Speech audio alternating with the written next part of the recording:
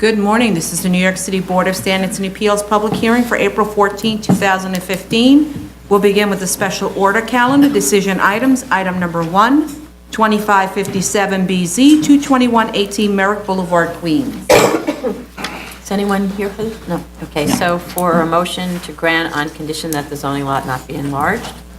Chair Perlmutter? Aye. Vice Chair Hinkson? Aye. Commissioner Montanez? Aye. Commissioner Otley Brown? Aye.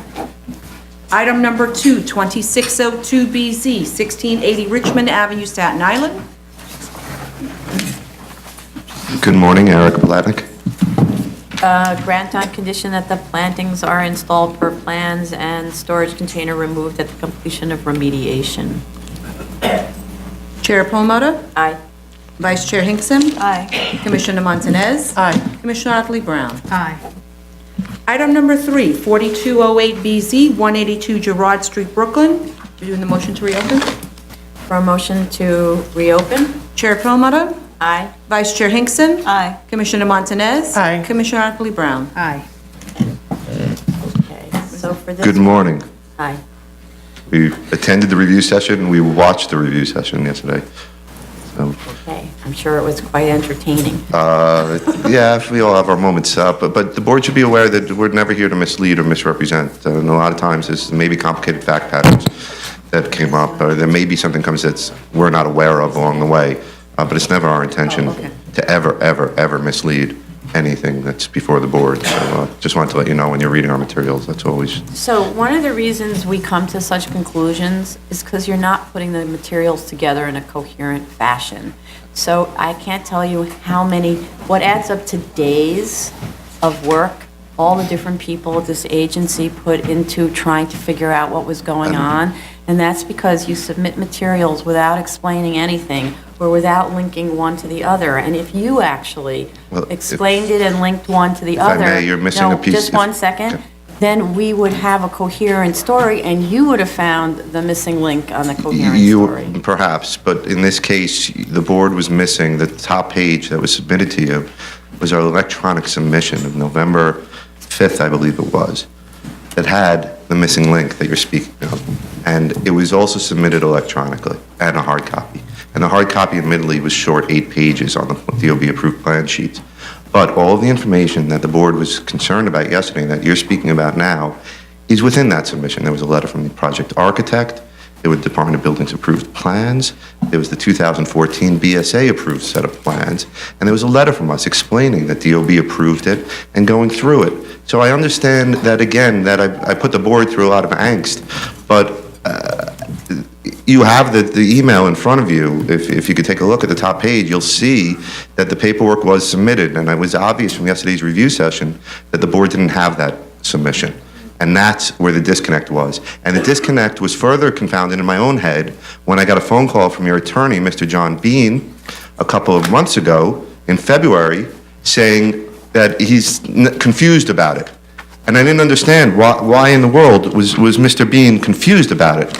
We had given you the November submission that gave you the information that you requested. And Mr. Bean said to me, without me knowing that he didn't have the November submission, can you reach out to Ira Gluckman, the commissioner of the Brooklyn Department of Buildings? So I reached out to Commissioner Gluckman at the New York City Department of Buildings, not within days of Mr. Bean asking, but within a minute of him asking. It was the very next email I did. As a matter of fact, you could read by the statement below, and then you'll see his response back about the plans.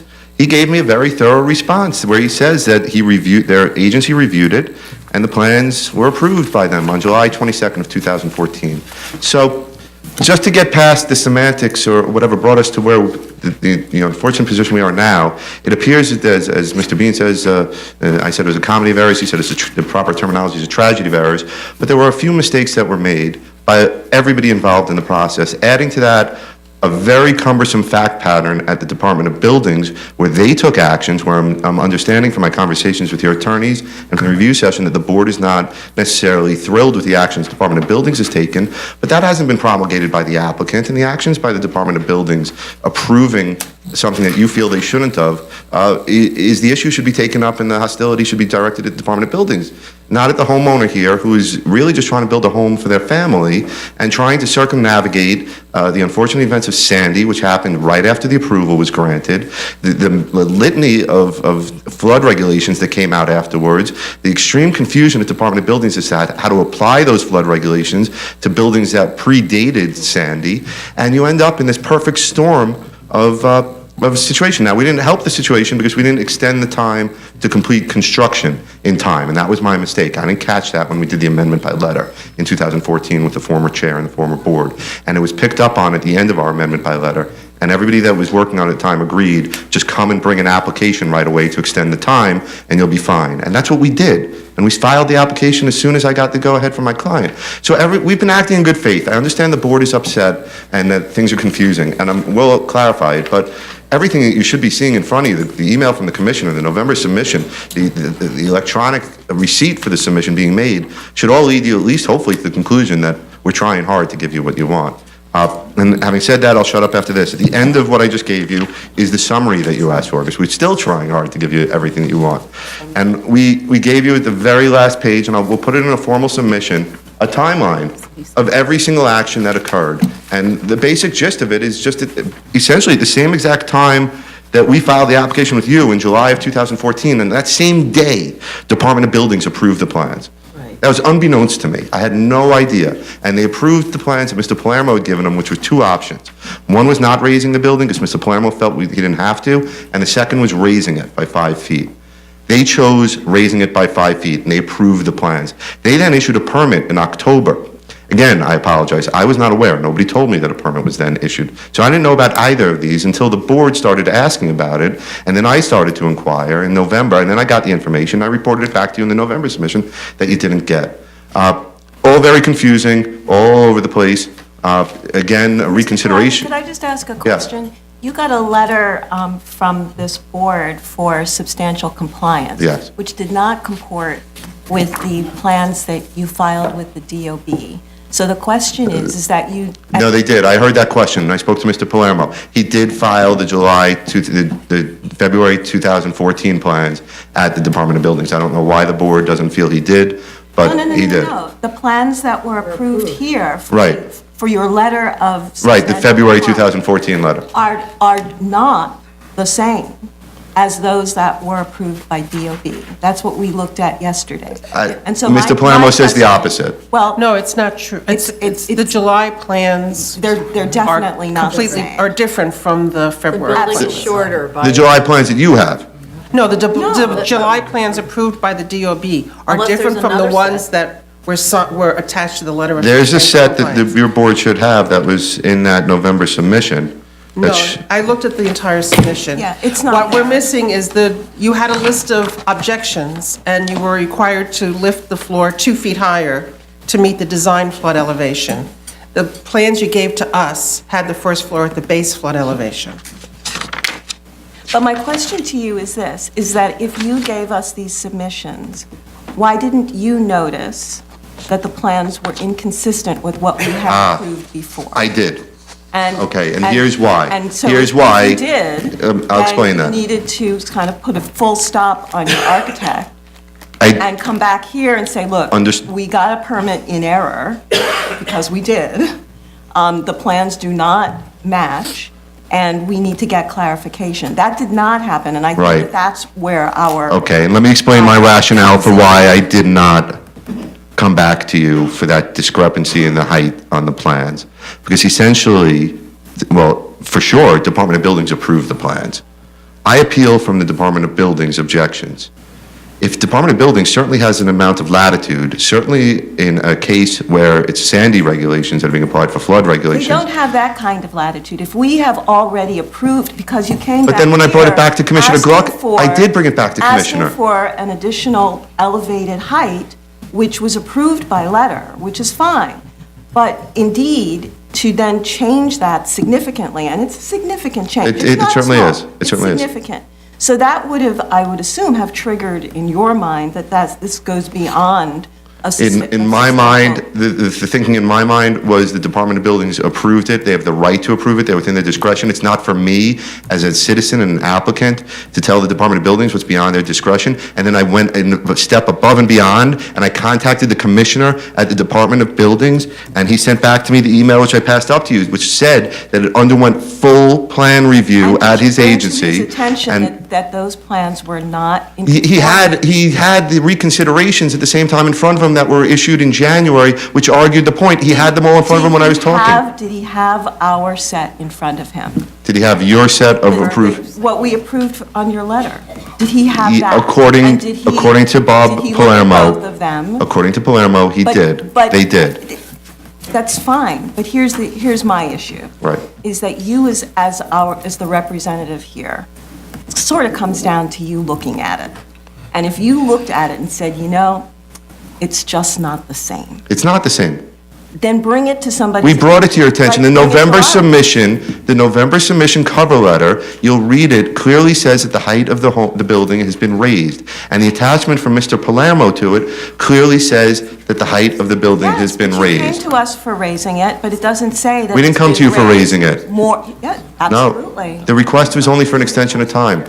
No, before that, the No, letter of before that. substantial. No, the letter that compliance. Meenakshi Srinivasan approved did not increase the height. Right, it did. Well, It did not increase the height. There was no request. That request was... The stairways, it Excuse me? modified the stairways and the windows. It did, but it did Which not... had to do with the flood regulation. It did, but the height was still measured from curb level. It wasn't measured from the base flood elevation at that time. And it wasn't until the same exact time that the board issued that letter that Department of Buildings around the same time issued their objections at the same time. So everything that the board did, part of the way through this, mimicked what the Department of Buildings did. And I understand what your point is, Vice Chair. I understand what your point is, that I should have brought it to your attention.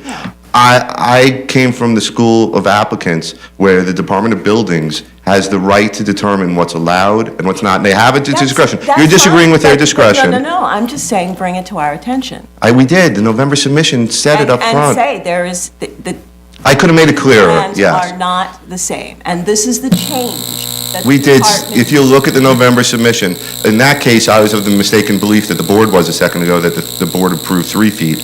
But we say in there that 2 feet, the building is...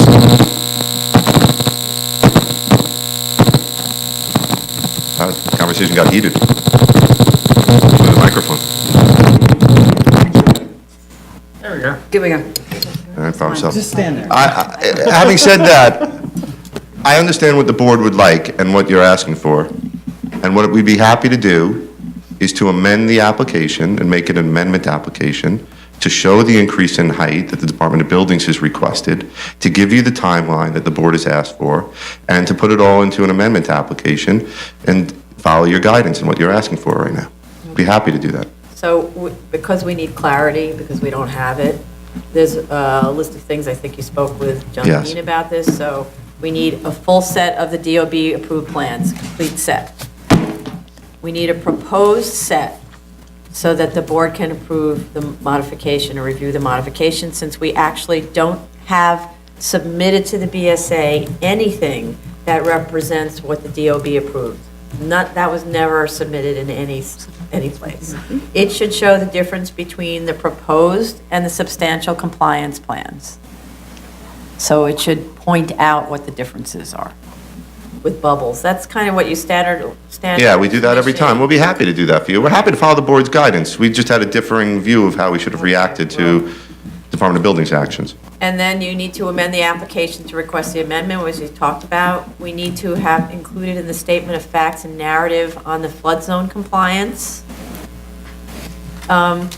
This all came up because finally we get a copy of the objection sheet. That's something that in September, we simply said, prove to us that the application was reviewed, that the DOB reviewed the drawings for floodplain compliance, because it was very hard to believe that what we had before us would meet floodplain regulations.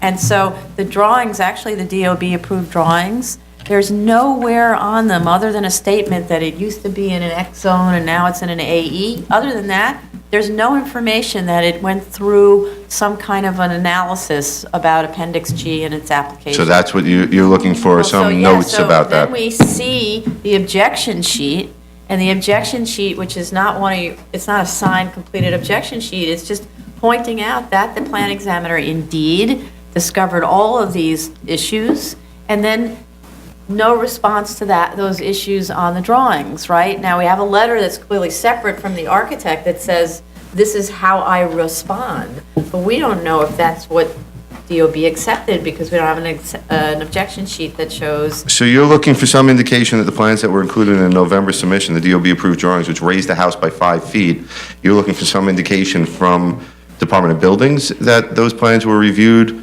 for flood regulations? Well, do you have the objection sheet that actually has the sign-off from the plan examiner? You gave us basically a blank.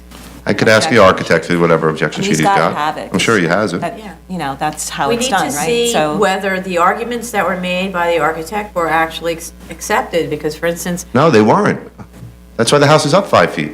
Nothing was no, they accepted. had to have been, because there's also a cellar that's not filled in. I think they were granted a modicum of discretion because of the fact that there's a pre-existing home in the middle of Sandy, and I think that was part of the review at Department of Buildings. But it was reviewed specifically on the flood. We submitted 2 reconsiderations to the Department, the architect did in July, both one arguing not to raise it because it was not beyond the 50% increase in damage, and one arguing, giving them an alternate set of plans that raised it, and that's what Department of Buildings approved, the plan set that raised it. That's what they approved on July 22nd, and that was what we gave you the plans in November. Well, we don't have those plans as a set for us to approve. You don't, because you don't have the electronic, I'll give them to you. And then I So guess if you give us the list of objections that were all, you know. that went with the plan resolved. set, Yes, we'd be happy to. that the DOB is accepting. We have the July approved plans, and I'll give you the DOB objection sheet that goes with it. And that should satisfy the, I would think. I mean, it's showing the house lifted 5 feet. But it's not lifted 5 feet, really. It's 5 feet above grade. Above But grade. it's not lifted, it's lifted maybe 2. So it's about 2.5 feet or so that it's in its Okay. final analysis that it gets lifted. But for zoning purposes, it's determined to be 5. You referred to a determination sheet from July. I don't think we have that. We specifically asked, prove to us that DOB. I have the DOB approved plans from July, which we submitted in November, that you didn't get the electronic Right, submission. That's okay. what we But have. there wasn't a determination sheet where the architect asked, let me do this or let me do that. There were 2 reconsiderations that were submitted in early July by the architect that posited 2 options. One, that we don't need to comply with the flood regulations, and the other one that said, if we do, then here's the 5 feet, here's the lifting of the house. Remember, I don't. did you say That was not submitted to you. We didn't give that to you. There was no Okay. reason to. We gave you the approved, They need to- we gave you the Right. final result of that. We gave you the approved Yeah, plans. but when we asked to see proof that DOB reviewed the floodplain regulations, if you had just given us right away in September, that little debate between the architect and DOB, then we would have said, oh, look at that. They looked at They it. reviewed the floodplain regulations, and the architect made an argument, and this is the result. We basically did, again, everything, it's why I started the conversation, everything goes back to November. There's a September 29th letter from the project architect that we tried to answer your questions. It goes exactly to that discussion of, not that they gave in a couple of reconsiderations, but it goes through what they're Yeah, but trying to do. I understand that, but it's, you know, it's the best evidence rule, right? So if you have your architect who's giving us a narrative of, you know, the steps that he did, typically you want to back that up with whatever paperwork he submitted. Again, I thought right? the plans satisfied So- that. I didn't realize you wanted Well, more. that's just the outcome of some conversation. I thought that's what the board We didn't wants to know see, that. is that they We need approve to the know what plans. conversation But we was. can't Okay, tell I from the understand. drawings that there's Listen. compliance. It doesn't run down the list of requirements and say not applicable or raised 5 feet or whatever. He doesn't go through a compliance checklist like he does on every other subject there. So there's no way to know that that's a floodplain compliant set of drawings. And that's. what I understand. He started- does have a lot of language about it being in flood zone AE, and the premises is currently located in flood zone AE.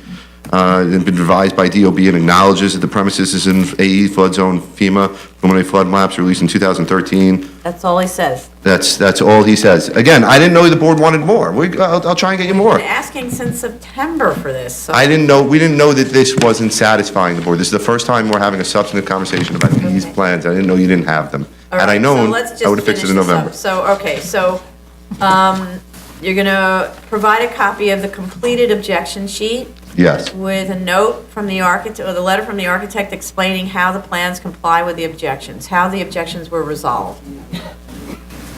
Then we understand the sequencing. Okay?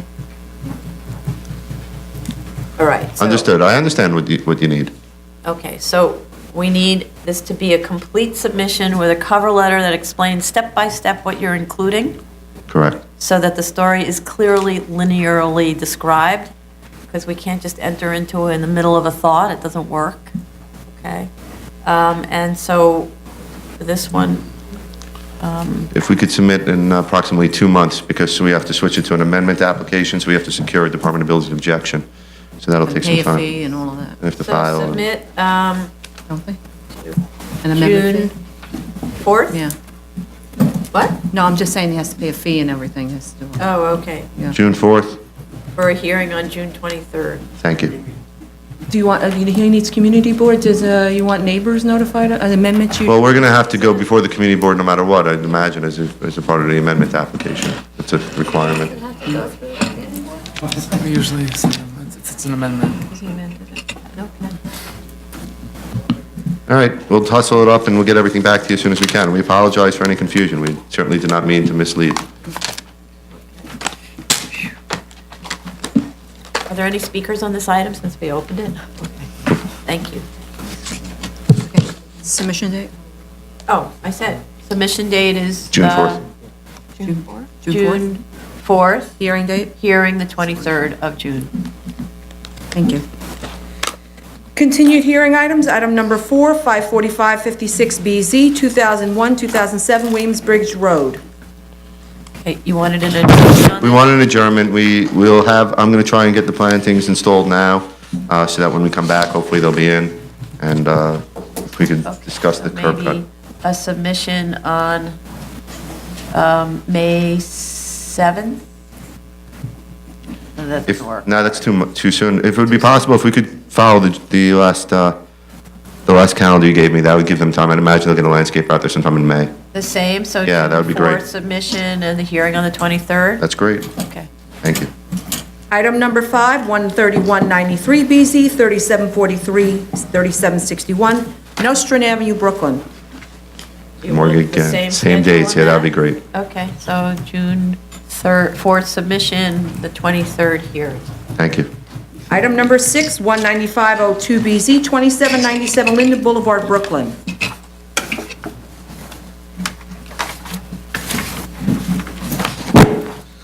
Good morning, Jeffrey Chester for the applicant. I was at the review session yesterday, I believe.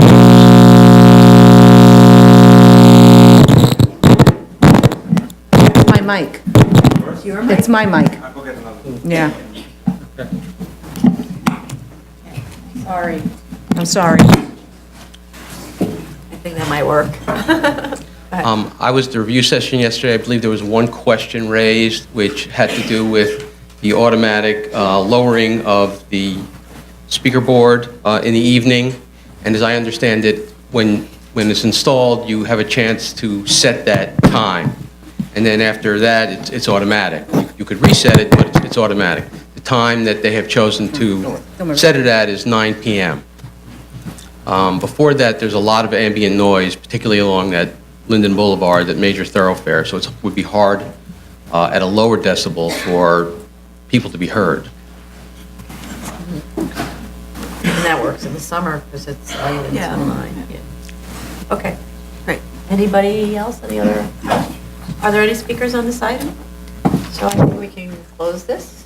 So for a motion to close? Chair Perlmutter? Aye. Vice Chair Hinkson? Aye. Commissioner Montanez? Aye. Commissioner Otley Brown? Aye. Can we do a grant on this? Sure. Okay, so for a motion to grant? Okay, cool. Chair Perlmutter? Aye. Vice Chair Hinkson? Aye. Vice Chair, Commissioner Montanez? Aye. Commissioner Otley Brown? Everybody's a vice chair. I agree fully with motions. Thank you very much. It's like in a bank, everybody. Item number 7, 31806BZ, 4905 Astoria Boulevard, Queens. Hello, Eric Palatnik. We attended your review session yesterday, and we understand what the board's concerns are, particularly with having the fence removed, the portion that wasn't removed. We'll have that taken care of. As far as the storage goes, I don't believe there's any plan to replace the storage at this point. We had talked about, I think it got too expensive. They had talked about it with the owner. So there's no plan right now to replace it. We thank you for giving us the option to. Should I hear back from the owner before the next submission that changes their mind, we'll be sure to update our paperwork. So we just really want the planting be installed now, so then we can be done with that. We'll take care of that now. Okay. And to show that the dumpster was relocated to the new location, away from the street line? Understood. And also, on the plans, the number of parking spaces, number them Right. and line them. Yeah, show the striping. Be happy to. And then and we need to see that wrought iron fence replaced, unless it doesn't belong to this owner, but I think it really does. It looks like it does. Yeah, no, that's with my opening line. We'll be happy to, we'll address that. I'm sorry for their oversight. Right. Storage unit planting. And also the right turn sign on 49.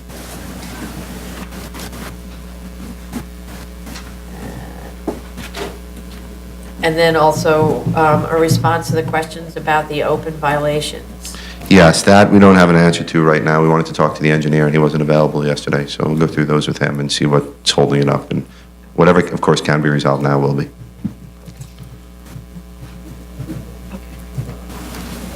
So, because you have to do planting, it sounds to me like we're on the same June schedule. That would be great. Are there any speakers on this item? So then, for a submit date of June 4th, for a hearing on the 23rd. Thank you. Appeals calendar, continued hearings, number 8, 278-13A, 121 Varick Street, Manhattan. Okay, is anyone here? No. So, I'm not sure if we received the appellant's reply brief today. That's what the schedule is based on. I haven't seen it yet. So the request was to adjourn it to May 19th, but that's totally based on whether we get the brief today. So how about we tentatively adjourn it to May 19th, and if we have to lay it over, we do. So submission is due today, and adjourn to May 19th. Okay. Item number 9, 163-14A through 165-14A, 502, 504, 506 Canal Street, Manhattan. Is there anyone here for this? Second call it. Is Canal Street? Anyone here? Oh, it's there. Alan Gary? I saw him. Was it Gary? Maybe Oh. it's Maybe he's in the outside, maybe hallway. somebody should call. Yeah, check the hall, maybe. He's very You know, he punctual called and me everything. yesterday, but never returned my call. He's stuck in traffic. I was gonna say. Definitely saw him. Yeah, exactly. There's nothing that would keep him from his appointed task. He's like the mail carrier.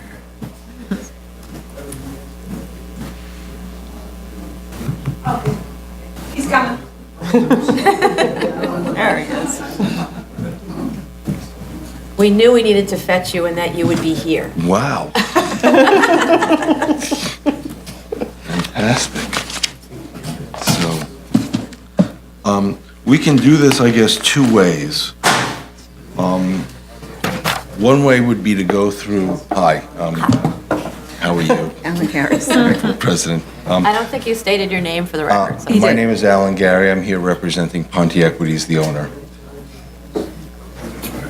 I was at the hearing, the pre-hearing yesterday, and I took notes, and I went back to the owner and my staff. Excuse me, could someone close the door, please? Could you close that door? There's a crowd out there from.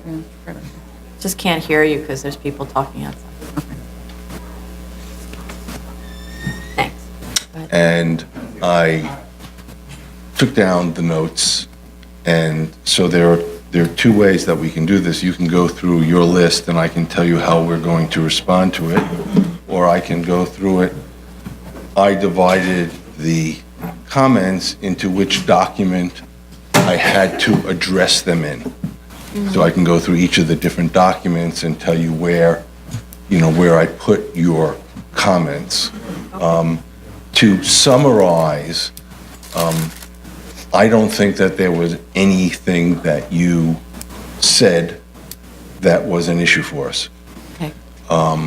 The only thing that I had to go back to the owner about was the compensation for the tenant if he's forced out. I, in a sense, personally, see it as a financial arrangement between the tenant and the landlord to a certain extent. In other words, if the tenant says, gee, I'm going to be really inconvenienced, what can you do for me? Then they make a deal. Maybe the rent goes down, maybe there is something. I would imagine at the minimum, he would pick up the expenses above what they would normally have paid for rent. Whether there's compensation beyond that, moving or that, I don't know I don't know where to go with that. So I went back to my owners and they'll go, is there like a number or is there a concept here or? Market value? Well, if, for instance, if they have to stay in a hotel, that's a typical thing. Well, You're so displaced basically and you have that to would be pay for a handled hotel. by, the hotel is $5,000 a night, my rent is $5,000 a night. It's the Right. same. If the hotel is $6,000 a night, I give you $1,000, assuming I'm the landlord, so that you're not out of pocket any more than you would be. Whether there's something in addition to that, okay, because I don't have a kitchen or, because I had to, move half my stuff out, I don't know how to quantify that. And, I think that, we are going to make it quite clear what the situation is and what the situation might be. Well, certainly, even if all the flood equipment works, they're not in the house, okay, Right. for the duration of the flood, which is, at least a couple of days. Right. Okay, so that's at a dead minimum. If we open it up and we say, listen, the waters didn't get, they hit the cellar, but they didn't touch the first floor, we're gonna clean out the sewer and move in. Hopefully, that's really what we're talking about here. Then we're not talking about, I would say, significant sums of money. So the question is, do we or you want to get involved in that? If there's something larger than that, okay, we will have a serious issue beyond that. Let's say there's either a super flood or the gates fail for some reason, and then we have issues beyond that. I don't know where to. Right, so, what this is really about is not when the city orders evacuation of the entire neighborhood, and you have to leave for 24 hours or whatever how everyone else in the neighborhood is affected. The issue is how the tenants are affected because the water's breached and damaged their possessions, and it requires, in addition to removal of their possessions, working on the interior because they can't move back in because of mold and all that stuff, right? That's Right. what this is really about, Correct. right? So it's more coming up with compensation for relocating the tenants and, say, equivalent housing or something like that during the duration of effectively their homelessness, their displacement. Well, I think we can compensate. We can, And that's put a number on insurance. that. We can Right. put a number on the housing, the cost of the housing. What I can. There are lawyers who can and do this all the time. Right. Put a number on compensation for pain and suffering, or No, it's not about pain and suffering. It's about they actually need a place to live. They're now displaced. I think- They're going to be displaced for the duration of the construction period. I can let me say what I think is probably something that they can live with is they will pick up the difference between the rent and the cost. If they have to stay at a hotel and the hotel costs more than what it costs to rent the place, they'll pick up the difference. That's reasonable? Something like that. But I do have to say that this is really lawyers' stuff. That's what I So thought. why don't you have your client work with their lawyer? A lot of the language in this document really needs to be worked with by a lawyer. And then what I really would like that lawyer to do is talk to our counsel and they'll hone up which document the stuff should go in and all of that. Because now I think we're understanding what needs to be done. And it's just where should it go? What's the right legal document? The restrictive declaration could cover a lot of things that therefore there's less stuff in some of the other documents. And that would be something that their lawyer works out with our lawyers. So how do That we would get be- there from here? So you have the kind of the list of the wants. Yes, And you had the list of the wants before that you incorporated into those 3 documents, right? Right. Or 3 documents. So now the whole pile should go to the client's lawyer, okay, and they work out a draft, and they contact our counsel. Okay. And they'll work together, what's the right way of do I memorializing this. then come back here, or will he go like in They'll work back to there? with each other, so lawyers to lawyers, and then eventually you'll come back here because we'll have had the full submission, and then we'd be done. It'll just be Right. like an approval meeting. Yeah, or the last submission, and then we can close, right? Because Do we're not you- ready to close yet, because there's these open things Okay, still. do you want me to run through my responses to your comments of yesterday? I don't think you need to go through the changes in the language in the documents, but Okay. yes, about the, for instance, To this make height of sure the that he gates. understands what we were discussing yesterday, that it's going to be included in the revised documents. Yes. Okay.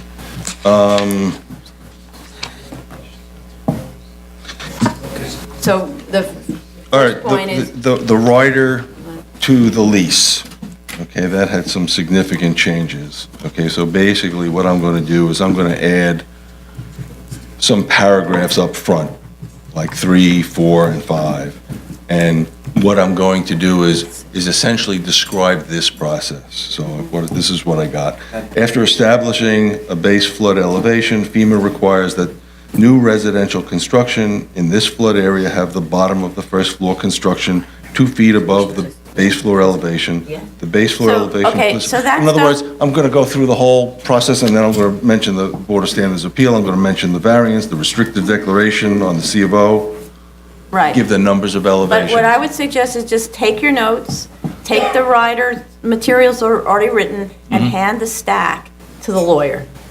And let Correct. the lawyer incorporate your notes. And, you know, you can tell the lawyer, watch on the video, so you don't have to go through all this stuff, because we went on, my notes are really long that I read, and then there were more comments. So we don't have to go through all of those. It's more like the technical stuff where we needed some changes made to what you were, or we needed responses to the actual technical stuff. Okay, so let me go to Right. those.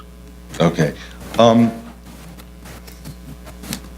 There was some unclarity in terms of what we're doing and who's doing it. The flood gates, okay, are aluminum. They will be 5 feet high, and we will correct all the drawings to show that the top of the floodgates is above the design flood elevation with respect to the sidewalk and the construction. So wait, but if curb level is, I forget, 7.7, But it slopes up to the building.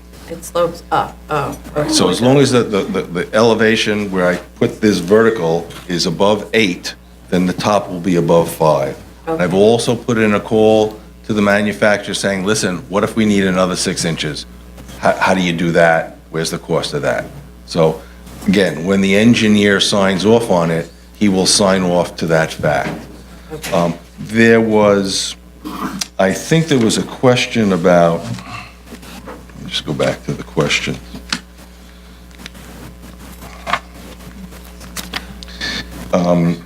There is a drawing showing that the shields are stored in the mailroom. The lawyers will go through it. I just want to verify, though, did you measure the shields, and they're all the shields that you need fit in that? Yes, meter? yes, there's a drawing of it. I said, get the drawing, show it, there's a list of them, there's where it fits. One of the things, though, that's sort of a technical issue is where the gates are stored. Correct. Right. We are going to store them within walking distance. Now, I had addressed that in one sense before this, which was that basically there's a watch and a warning. So the watch comes before the warning. And what I had said was when the watch is announced, the crates are moved to the site. So that if the watch is announced on Monday and the warning comes on Wednesday. On Monday, the crates go to the site, and they sit in front of the buildings. So there's not a last minute, and that was sort of defined last time. I'm going to leave that in, okay? In addition, we're going to find a place to store them that's, within sort of foot distance. So you'll remove the line about stored within an hour of the Yeah, site? yes. Right, that'll go, because Yes, that that's doesn't out. make any sense.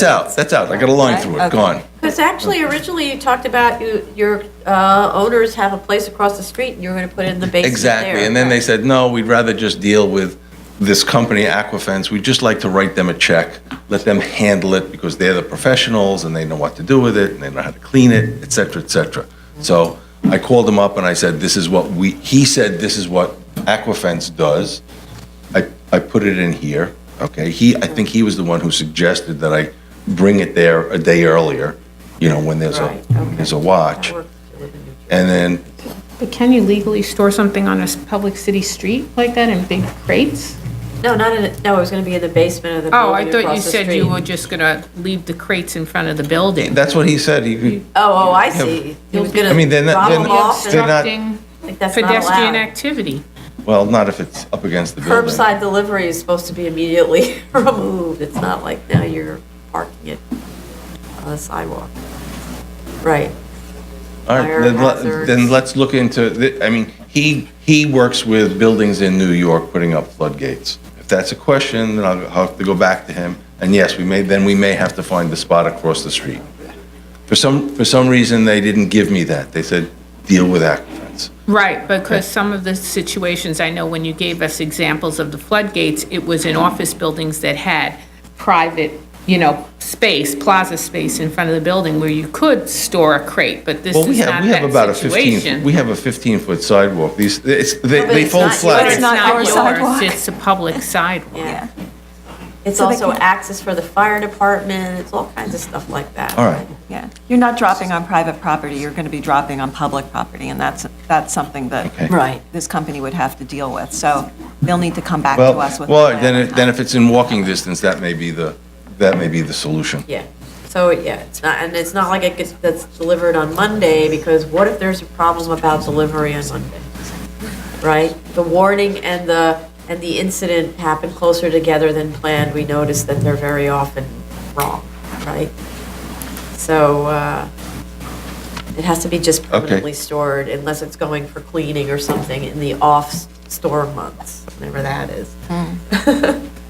Okay. We also, let's see. So the floodgates are going to be higher than design flood at the. Correct. Right, okay. Higher than or exactly design flood? Higher than, Okay, by how much higher than? well, probably within, 3 to 6 inches.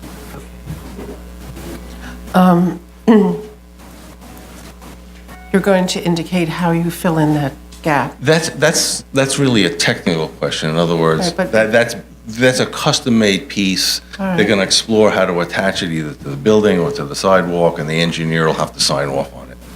Oh, so it's not a detail on the drawing? Because at one point you said sandbags. No, And that's then gone. you- okay. That's gone. So it's going to be, then you can just note on the We have- plans that there's going to be a specially designed closure Yes, piece. yes, I did that. It's a special Okay. end closure piece. Some of these pieces are actually, they pre-manufacture the ones that are 5 feet long and 4 feet high, and, Right. they're off the shelf already. They're made. So he just has to make like the corner pieces, the end pieces. He said he could do it very quickly. I mean, he said he could build it in a month. He's not going to be a problem in this 6-month perion of, Right, getting Getting it all together.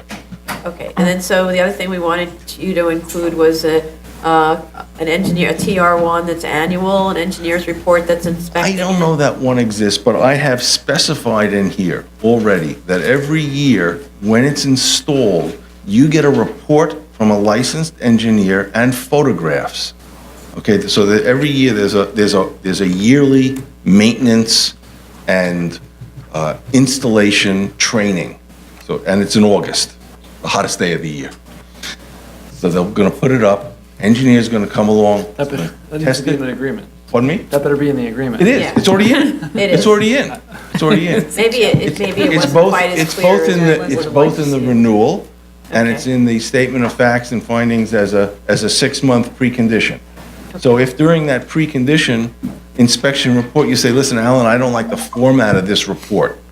I want it to do this, this, and this, and this, then we can modify the format of the report. So you're saying that you're planning on giving it to the BSA as opposed to the building department, is that what you're saying? Well, the Who's- BSA has to make an annual report, I believe, to FEMA. Yeah, On all whatever the BS, if the we have to variances that are file this with the granted. BSA. We have to file this with the DOB and the DOT and LPC. Okay, whatever they require, we will give them. If they require a TR1, we will give them a TR1. Okay, that's for the DOB. What you're going to get is something that's a little more user-friendly, I assume, which is a letter, a report, and photographs. Okay, and you'll get one before the first 3-year period, and then for the renewal, you'll get 3, one for each of the intervening years. Okay. And then also, so then we added to this idea that after a major storm activity, Yes. which hopefully will never happen again, then you would also submit. We want to see the results of, Yeah, I Of the call it protection. high water events. In addition, during high water events, which include both flash flood watch warnings and flash watches and warnings, the landlord will provide photographic documentation signed by a licensed professional of the condition of the first floor just after the removal of the floodgates and shields and prior to reconstruction, if any. right, These records shall be used by the BSA to determine the efficacy of the flood measures and the continuance of the variance. right. And we also want a statement from the tenant about how this all worked for them, what happened. On affidavit. Sorry? Affidavit? An affidavit, well, yeah, an affidavit from the state. It doesn't have to be an affidavit. It can be a letter from the tenant saying, You want this it- is what you want happened to it- me. You want it notarized? I mean, we're getting into the lawyers. She wants it to be an place. affidavit.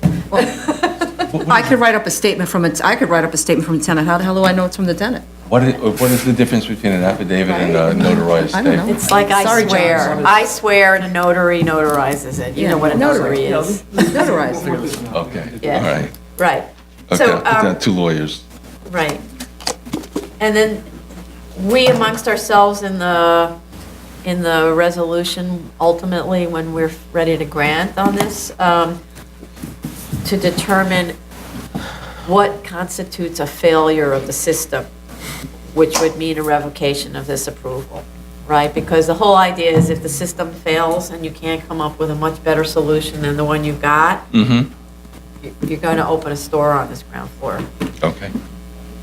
Okay, so we're going to work out language to that Okay. effect, but we haven't figured it out yet. All right. Okay? Okay.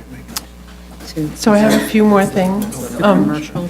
As the chair mentioned yesterday, you're going to communicate to the tenants what was the storm surge during Sandy at this location. I think I did already. I think that was already in the previous, Yeah, I think we needed, no, I was asking for much more specificity. I was asking for state clearly that the floor level of this building is at this elevation. yeah, that's, And that the base flood elevation is at this elevation, and therefore, So that they understand the risk. yeah, they really Yes. understand, I'm 2.5 feet below base flood, Mm-hmm. and therefore, and the design flood, I've included both. yes, it should In be the both. So right. it's a big, I told the typist, I said, this is 2 pages now. Right? I wanted to get the writer on 1 page, but I said, No. forget it, it's 2 pages now. Use as many pages as you need to do Yeah. it right. Right, It's- to be clear. to What the I tenant. have found, and that's why the emergency action plan is on 1 page, is that when you give somebody something that's more than a page, they tend not to read it. So that's why I'm trying to give, to get someone to notice something, it's easier to say, it's all here, it's right here. You had a big typeface on the top. Fear, danger, they would read it. We'll do it in red. And then Or in the blue. finding, you're going to add that it's not in an area of way back. Yes, that Okay. goes in the statements of findings. And then as Correct. far as the raising the first floor option, you still show it at the base flood elevation, but the first floor. Yes, the drawings are going to be corrected to show, I told them to move all those Yes. floors up. Which makes it even, More, yes. more Okay, extreme. right. Oh, and I think you also had a comment about number of crates? yeah, I think it seemed that you would need at least 2 crates. It's 2 crates. Yeah, It's 2 okay. crates. It's But definitely somewhere 2 it says 1 crate. Okay, In the contract, that's what it is, Yeah. right? Yeah. okay. These are big, heavy crates. These are. All right. Okay. Anything else that we left out? I don't think so. I think that's good. Well, So, but we're sort of at the point where we don't need to do, I mean, if something comes up in the next month or 2 that we're doing this, I think you just call us and say, hey, could you add this sentence, or could you, I mean, I right, think well, we're at that actually, level. the two sets of lawyers are going to be in contact with each other. I mean, we can set another submit date to close this totally up. You mean but- put pressure on the lawyers? There you go. That's what they do. But you also have some things that need to be modified on your stuff too, right? So, Yes, it'll go, I can speak generally for myself, this stuff is going to go to the lawyer, our lawyer tomorrow. right, good, okay. Okay, so what do we think we need to negotiate back and forth with lawyers? Weeks? 2 months? Pretty small. Small stuff, okay. So, April. How about we do the same thing, the June 4th submission date? Is that fine? With June 23rd here. That's enough time for back and forth, right? Okay. What'd you say? Maybe closing grant on that date if everything's in order. Yeah, we could do a closed grant if everything is in order. Possible closed grant. We'll just make a note of that, so you don't have to come back again, right? Okay? So you mean it would be done in somebody's office? No, so No. they would be working things out, the lawyers would be working things out together, then you would submit the missing things that have to do with you, right? And you would formally submit the lawyer's materials, that would just get a formal submission. And that would be on June 4th. And then you'd come back here for the final hearing, where essentially, whatever we talk about, whatever the last things, and then we can close the hearing. And if everything is in order, then we could also grant on the same day, so you don't have to come back another time. So you'd grant on the 23rd? Yeah. Close and grant, Okay, so that's the start of my 6-month yes. period. Okay. I mean, we have much more work to do once that date Yes, hits you than now. Yeah. This is just the preliminaries. Yes. This is just the road map. Now we have to go on the road. Okay, great. Are there any speakers on this item? Okay, Madam thank Chair. you. Oh, Thank you. Sorry, LPC approval, do you need anything else from them for any of this? LPC. Landmark I'm sorry, preservation. Do landmarks? you need any other approvals from them with regard to? Oh, yes, they need to approve all of this material. Okay, Anything so- I touch the building, they know that we've gone for a variance, It's just they want to see the just- variance, everything goes to, So- we have a very close relationship. Do you have design approval from LPC so far? Yes, everything, have a- everything we've done or proposed They to already them. think they're submitted good. 2 different proposals to LPC, one attaching and one not attaching. LPC said we prefer the one that's not attaching, but we're okay with the one that attaches if it goes into the Okay, mortar. So then we don't need further approvals. I don't think, Yeah, but I will have to, even if we don't attach, I will have to show them what we're doing. right. It's just that we're not supposed, we can't grant until we have LPC final. So you should speak to LPC and ask them if there's anything else they're going to need. Well, they may, I don't want to get into a chicken and egg kind of thing, Right. where they need your piece of paper to give. Right. Well, Their piece of their paper. piece of paper has to come before our piece of paper, so that's the chicken and egg. So, but we already know what it is, you already know what it is that we're talking about, right? The I- shields, the floodgates. Yes, you know something, let me send them the drawings. If they've got an issue, Okay. I think they'll We speak just to the want to make sure. lawyers. We don't want to have to defer. Yeah. Right. So try to get that. Okay, they've been done pretty good before. with us about giving us papers and Okay. letters and stuff like that. Great, thank you Okay, very great, much. thank you all very much. Item number 10, 1615A, 233 Water Street, Manhattan.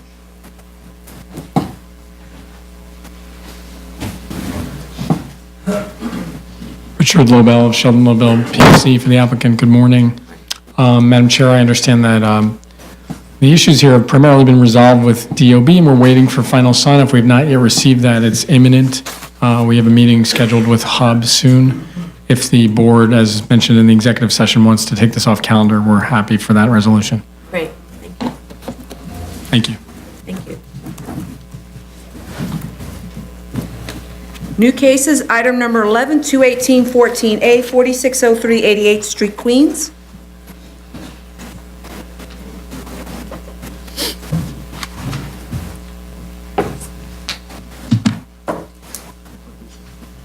Yeah, you put it up there. Hold up. You guys see that? Sorry? You can see? Okay. Paul Bonfilio. Want to thank the chair for her kind words. I hope I can maintain that standard in future applications, but thank you. Me too. This is a request for GCL 35, which is building in the bed of a map street. Paul, take the, Mr. Bonvie, Take the mic with you. Oh, Yeah. Slide it through. okay. Building in the bed of a map street is the remaining portion of 45th Avenue. The requirements for GCL 35, as I understand it, is that 3 agencies have to produce a letter of approval. I've gone another step. It's not just the building envelope, but I've also actually made a real building. It's a plan. I planned it out so that, for my client's sake and for anybody who questions it. I did receive the original. You have 3 site plans. The first site plan is for, I think, 12 units, and it was a squared-off building, and I had parking in the rear portion here, on-grade attended parking. When DEP reviewed it, they were looking for a 32-foot wide easement for a future 15-inch combined sewer, which was to go through this. I objected to the 32-foot. I said, you've got a 20-foot wide street, 20-foot wide street here now, so if you could put a sewer in a 20-foot wide, why can't you do it, why do you need 32 feet? So they accepted that, and the second site plan shows you the 20-foot easement that goes through the site. Fire department had no problem with the project. There's a hydrant at either end, and apparently they have no issue with fighting a fire there. The issue was at DOT.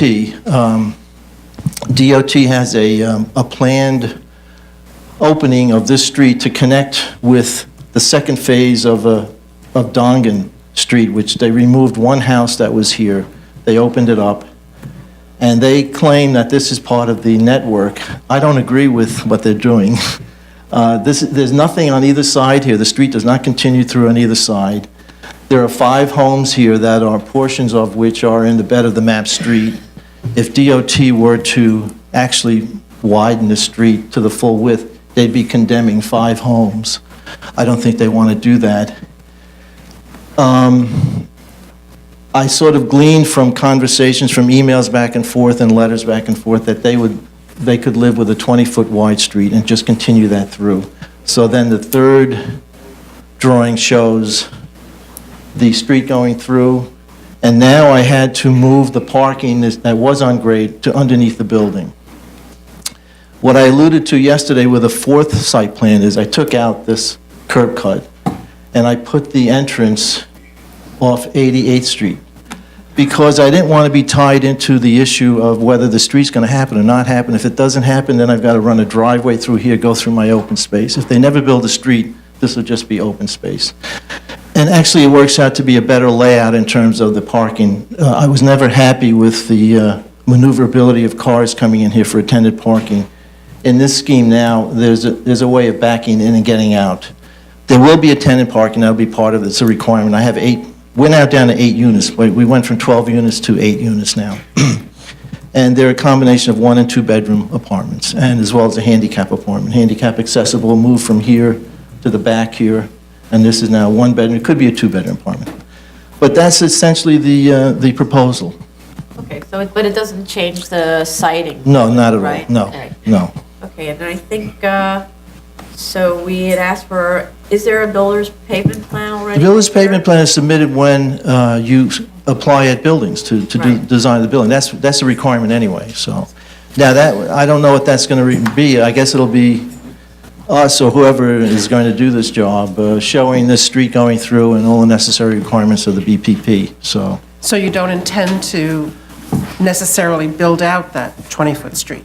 I don't know where DOT is going. If I knew where they were going, Oh, I see. and see, the issue is, are they going to You purchase the just property? intend to leave it a vacant lot? Oh, yeah, it'll be vacant anyway because of the DEP Sewer easement? sewer easement. That's there anyway, so either way, that it's going to be open. Whether the street's put in or not, there's an easement that will be there. So, that's where we are.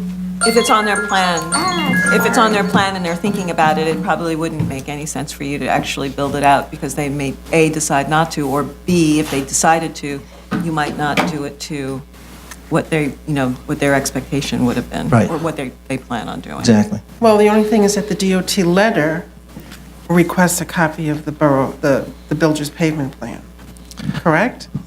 I have it here. Yeah, they did ask for, So then maybe that has to be clarified. I don't see why I would have to do a builder's pavement plan now. for, Well, yeah. actually, they're Something. at the builder's pavement plan for 45th Avenue. Yeah. It's going to happen anyway if when we build this, if we ever build this, if we ever do this, a builder's pavement plan has to be submitted anyway. Well, I'm just thinking of it in terms of that we comply with what DOT is Well, requesting. we could make that a condition to grant that they. Yeah, provide exactly. building It should be one of Okay. your conditions. Which they have to do anyway. You don't Right, get a building exactly. permit without Right. it. Yeah, correct. So, okay. I brought up an issue with Tony. The community board has not held a hearing yet. They haven't scheduled one, and neither has the borough president, and I don't understand, How long ago did you submit this?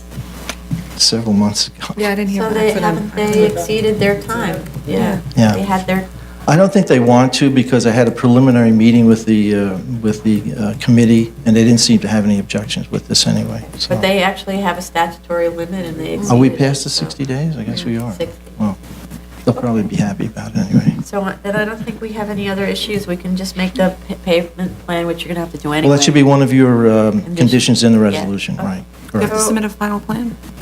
I have to get, yes, I have to submit the new plan. This one, right? This fourth here. one? No, I'm sorry. This one here has to be submitted, Yeah. right. We can vote on it next week. Even And I have to tweak the, We have to submit Yes. it Submit first. today, so. I have to tweak the zoning analysis. Same thing. Okay. I have to tweak the zoning analysis, because we lost you a do? little F-floor area because of the cutout to let Right. the ramp go down. It's All minor, right, it's so minor. just amend Yeah. the plan and submit that. So we can close and leave the record open to receive that material. Okay. And then we can schedule for a vote next Great, hearing. okay. Yeah, okay. So, because otherwise, normally we could have voted today, but you Right. still have to make a submission. Okay. So for a motion to close? Chair Perlmutter? Aye. Vice Chair Hinkson? Aye. Commissioner Montanez? Aye. Commissioner Otley Brown? Aye.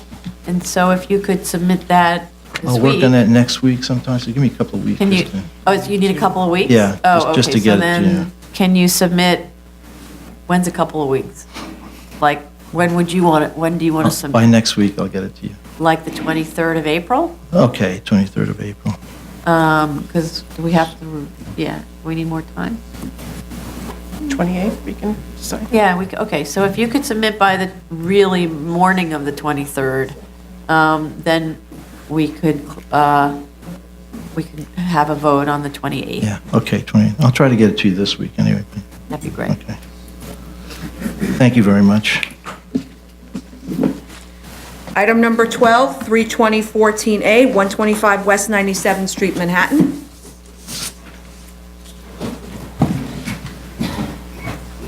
That's what everyone's here for.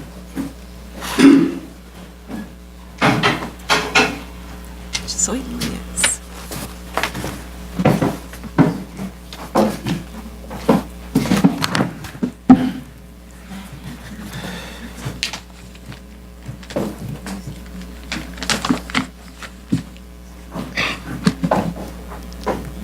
Madam Chair and distinguished members of the board, my name is Dean Heitner, and I, along with my colleague Hillel Hoffman, represent the applicant in this appeal of a zoning determination.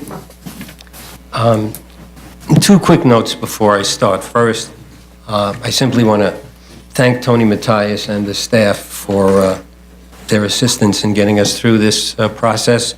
Mr. Hoffman and I are retired lawyers working out of our apartment without staff, and so that assistance and patience was most appreciated. Second, we have submitted, in addition to the original complaint or statement, responses to both the owner's attorneys and the board's comments and the DOB's comments. So I really feel that the record before you is kind of exhaustive. And because of that, I'm not going to be spending a lot of time quoting cases and reading from anything. I just simply want to set forth our argument as simply and briefly as I can. So this appeal relates to a proposal by Jewish Home Life Care to erect a new building on a zoning lot which already contains 4 existing buildings. There are 3 16-story residences known as, or as a part of Park West Village, and one, that was built in maybe the 50s, and one combination residential commercial building known as 808 Columbus Avenue that was completed probably 6 years ago. As a new building, JHL needs to show that they satisfy the open space requirements under the zoning resolution as it currently reads. So this issue really specifically relates to an area of 56,850 square feet on the rooftop, on the commercial wings of the 808 Columbus Avenue building. Now, there was a comment made yesterday that you didn't know where that was or that it wasn't submitted, but we did submit in our Exhibit B of the statement. There is an area above the 808 that we cross-hatched and shown specifically as that space. Also, in the submission by the JHL attorneys on their Exhibit B, it's clearly shown as well. So this space, which is a rooftop above a commercial area, and can be seen from many of the apartments of Park West Village. It's got some nice greenery, looks very lovely, but it is available exclusively to the residents of 808 Columbus. That is to say, it is not accessible to nor usable by any of the residents on any dwelling unit within the zoning lot. JHL has characterized this space as open space and has counted that open space as part of the open space requirement that they must satisfy. The Department of Buildings essentially has accepted that characterization below, and we disagree entirely. We have a very simple, logical, syllogistic argument. One, the zoning resolution 1210, which is the definition of open space, says very clearly one of its characteristics is that the open space must be accessible to and usable by residents of all the dwelling units within that zoning lot. 2, the 808 rooftop is neither accessible to nor usable by any of the residents of the Park West Village buildings. So, therefore, the 808 rooftop space is not open space, and the Department of Buildings erred in counting it as such and in excluding it from its calculation of lot coverage. Now, I would love to rest my weary legs at this point and just get off the podium, but we do have to address probably what is the most critical issue of this appeal. The owner and JHL's attorney have argued that a ruling by your predecessor board in 2009 settles this issue and is dispositive of it. We disagree totally. And so I think we really need to, I really need to spend some time examining that ruling in, I think it was February 2009. So let me put that in context first. The current owner of... Mr. Heitner, do you want to sit down and take the mic with you, maybe? It's No, easier I for you, appreciate sure? it, but I'm, you know, so long as my legs can carry me, Okay. I can see you all better this way. Okay. But I appreciate the offer, and I may take it up. Okay. So we need to examine carefully that 2009 ruling. So let me put it in its context. The owner of, current owner of this super block purchased this back in 2000, whatever, from Helmsley Spear. And several years thereafter, they filed a zoning lot development agreement, which, in essence, took the then 4 tax lots comprising the super block and merged it into a single zoning lot. Thereafter, they used the excess development rights from those, from that combined lot to propose and erect 808 Columbus. And in the course of doing that, they also dealt with the, or characterized the rooftop space as open space. And for the purpose of getting some additional GLA, and I think it was like 4 extra stories on the tower because of that. At that time, that ruling was, that decision was also challenged, as this one was, as not being open space, because the definition of open space, that is to say, Section 1210, was substantially the same back then as it is today. And the argument was the same, that it was not accessible to, usable by residents of the zoning lot. The difference was that other sections of the zoning resolution at that time, in particular sections that dealt with calculating the amount of the square footage of open space, I think it's section 2314 and 142 and lots of others, used the term building instead of zoning lot. Now, what does that mean? The owners contended at that time, owners' council, they basically seized upon what I considered to be an incongruity between the open space definition and these other sections that dealt with calculation. I called it, I think in our papers, I called it a textual dissonance, probably because of my musical background. But whatever it is, it was an ambiguity. I thought it was a conflicting rule, incongruity, and the Owners' Council, in its presentation to the Department of Buildings and to your predecessor board in 2009, basically argued that because of this, they developed a particular rationale to justify the open space argument.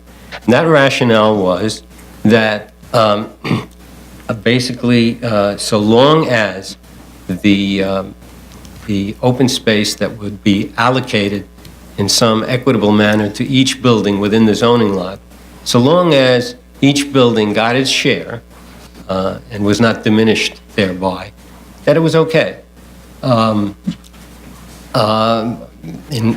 My feeling is that basically what they were saying was, well, for the purpose of open space, you can disregard the fact that you have a zoning lot and just deal with these particular buildings. Anyway, the board was persuaded by this argument, your predecessor board, and the building permit was issued. Flash forward to February 2011.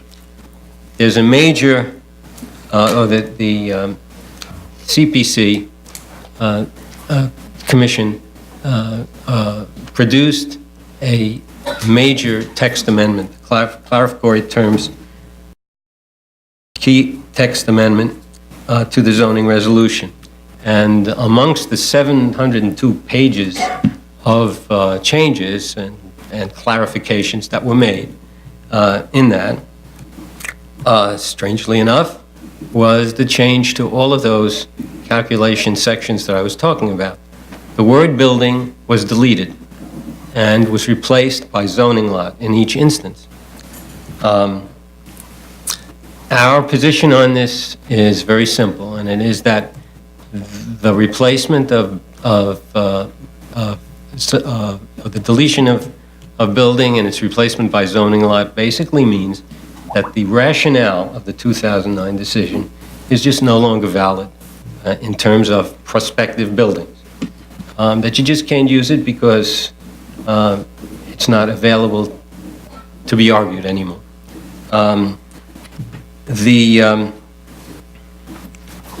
would say that, in fact, and we'll probably talk about this, in Department of Building determinations since then, and there haven't been many, mostly ours, on that zoning lot, the Department of Buildings have made no attempt to allocate the square footage among the buildings. If you look carefully at those determinations, you'll see they talk about the zoning lot, they talk about totals within the zoning lot, and they talk about open space being met, but they make no attempt to allocate the square footage, the open space, amongst the four buildings. The counsel for the owner in JHL, it's the same law firm, have argued that the text amendment, this text amendment is simply not relevant. They've argued that that our arguments are not persuasive, and they've said a couple of things. One of them is they said that while the Department of Building practice has been to allow this kind of allocation, they did not cite any instances of it. And you know, for your information, the board, we have looked through the cases, and there are no cases that have arisen to the board level that have discussed allocation at all, but for the 2009 2009 decision that we're talking about.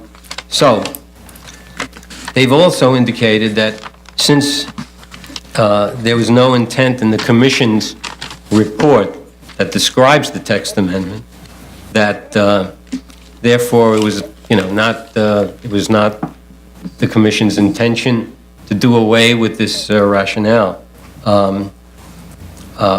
We don't believe that's true. It is true that there is no specific mention in the Commission's report about this particular case.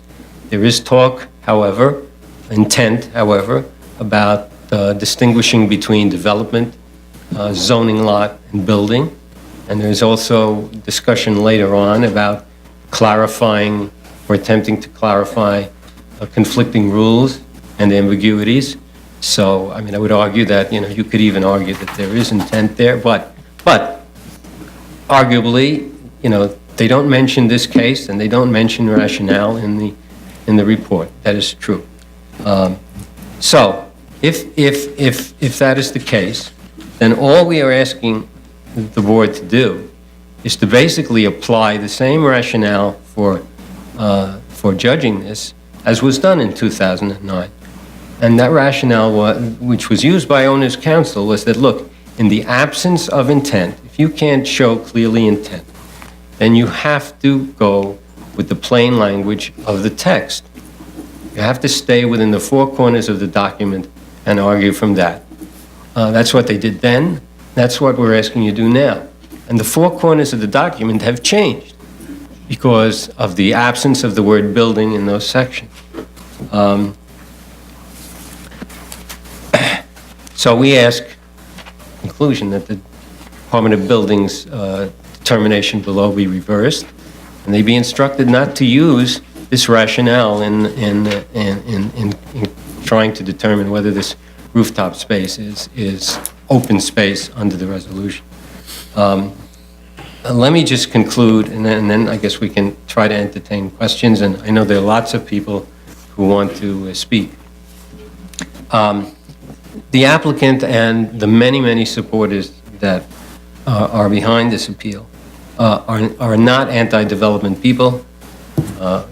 We understand that development and real estate is important to the economy of the city. But we are against, bending the rules and ignoring the rules that are there to protect them.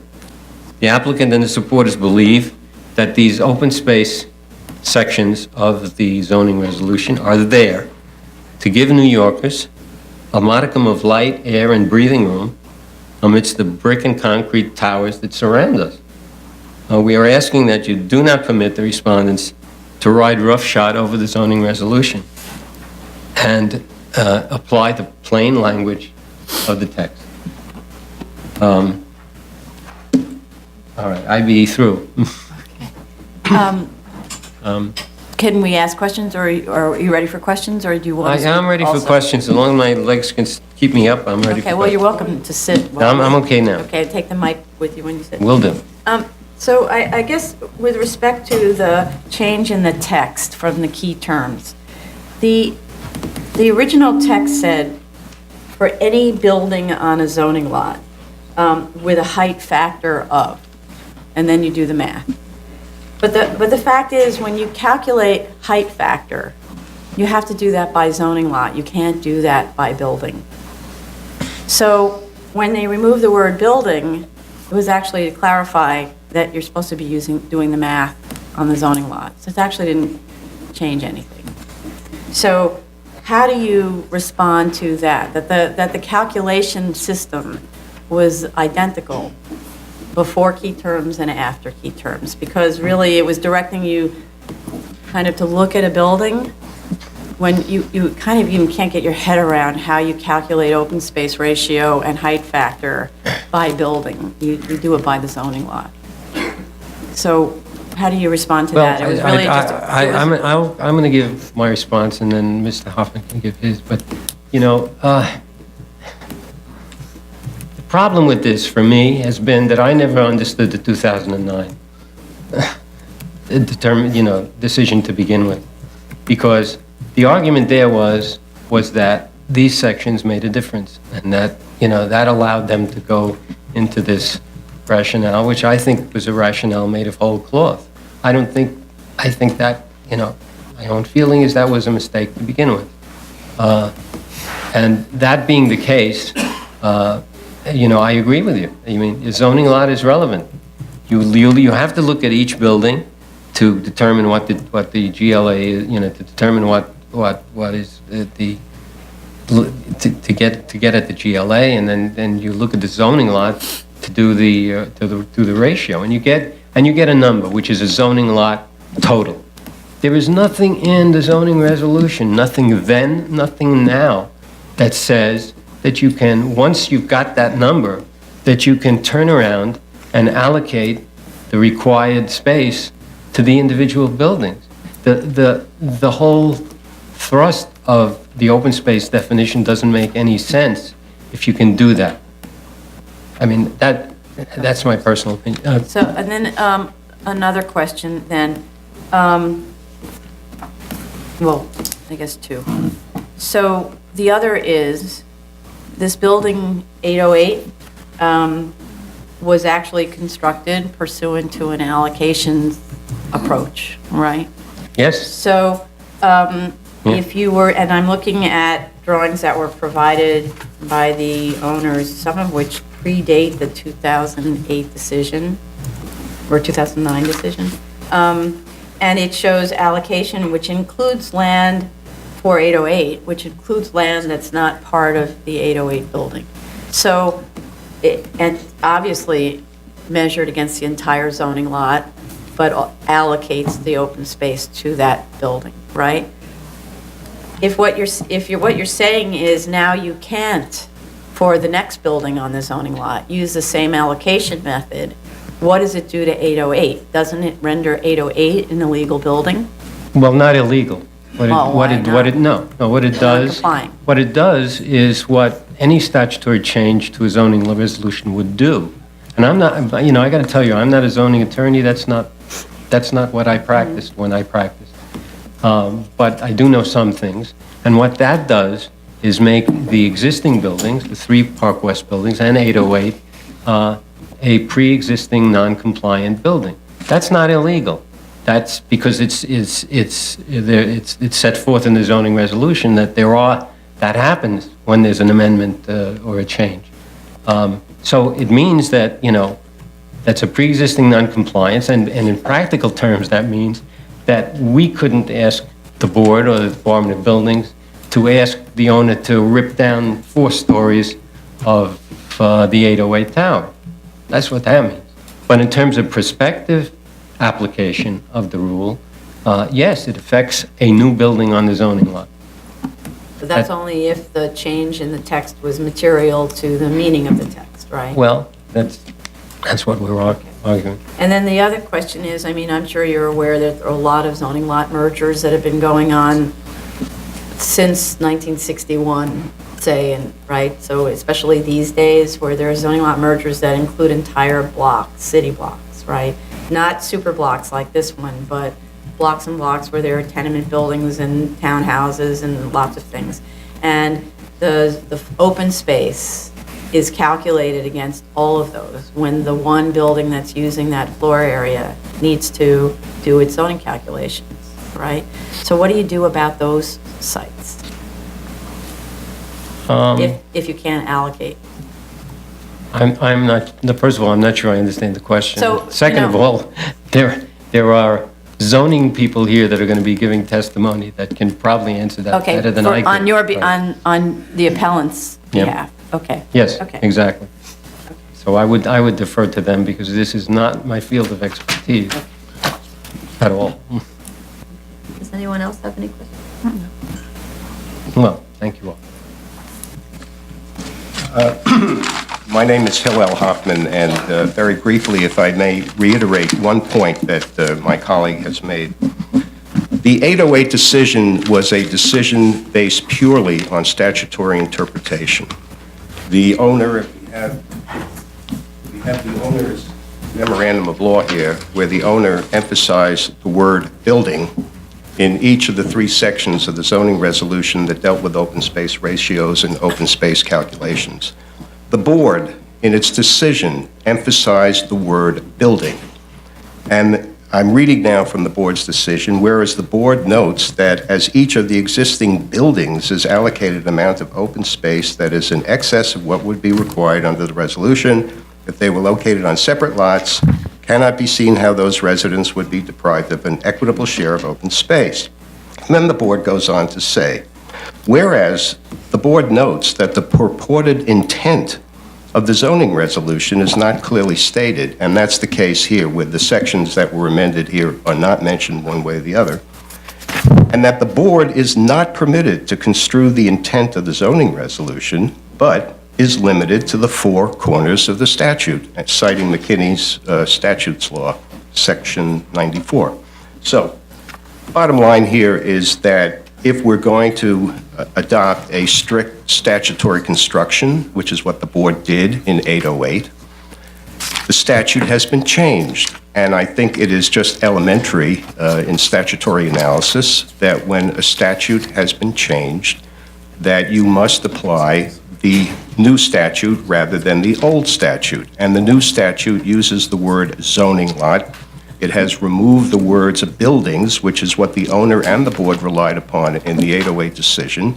And in fact, in this case, the deputy commissioner did calculate the open space based on the entire zoning lot. He took the 300,000 square feet, he subtracted 77,000 feet of lot coverage and ended up with 230,000 square feet. There was no allocation amongst the buildings. There were 3 other aspects of this, a rooftop garden adjacent to Jewish Home's proposed building. There was a child's play area. There was a meditation garden. None of those decisions were made by the buildings department by allocating space amongst the buildings. They simply looked at the entire zoning lot, did the arithmetic, and came out with a number that gave them 230,000 square feet. So I think it's very important in the analysis here that the methodology should be consistent. The methodology used in 808 was a strict construction of the statute, and what we're saying is today, the statute must be strictly construed, and that the whole theory of 808 would not be viable any longer because they could not rely on the words buildings because the words buildings had been removed. And I think when legislation is changed in that way, that it does have substantive effect, and I think that the agency that has to administer the legislation is bound to follow it. That was the decision of the Court of Appeals in the Stuyvesant Town case, Roberts versus Tishman-Speyer.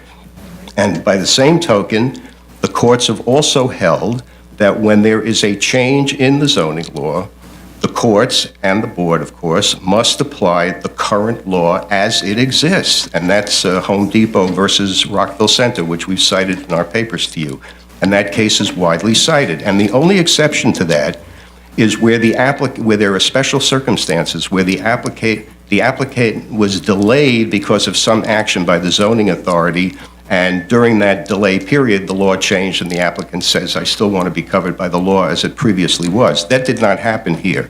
There was no delay by the zoning authority. Jewish Home Life Care filed its application after the zoning text had been changed, and I think under the plain meaning of the zoning text, the way it is written now, the calculation has to be based entirely on the zoning lot, and there is no support any longer for the theory that the open space calculations can be based on buildings as it was in the 808 decision. And I went through the board's, all of the decisions listed by the board under open space. There were 470 of them.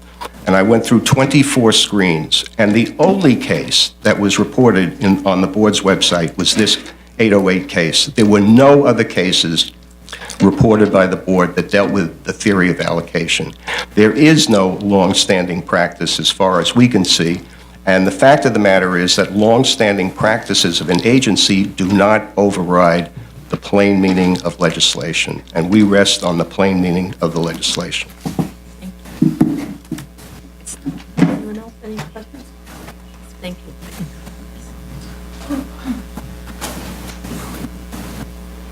Do you have more presenters for your side, or, because otherwise we bring DOB I up? think we have a host of presenters. Well, as opposed to speakers from the public, but actual presenters to make your case. Right, Okay. many. I sent the list to Ms. Matthias.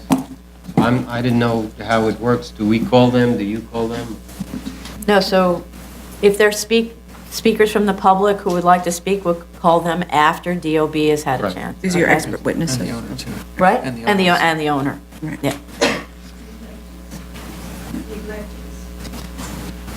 So who comes? Elected call. calls, we can call now, yeah, because they should go back to doing what electeds are.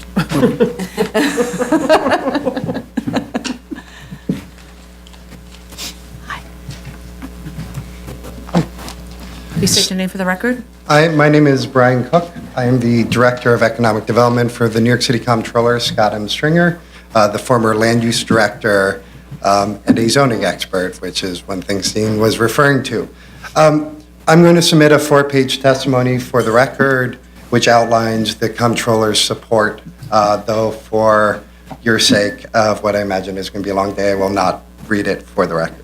But I would like to take a moment to summarize and then maybe talk about some of the issues that have been raised and answer any questions that you might have.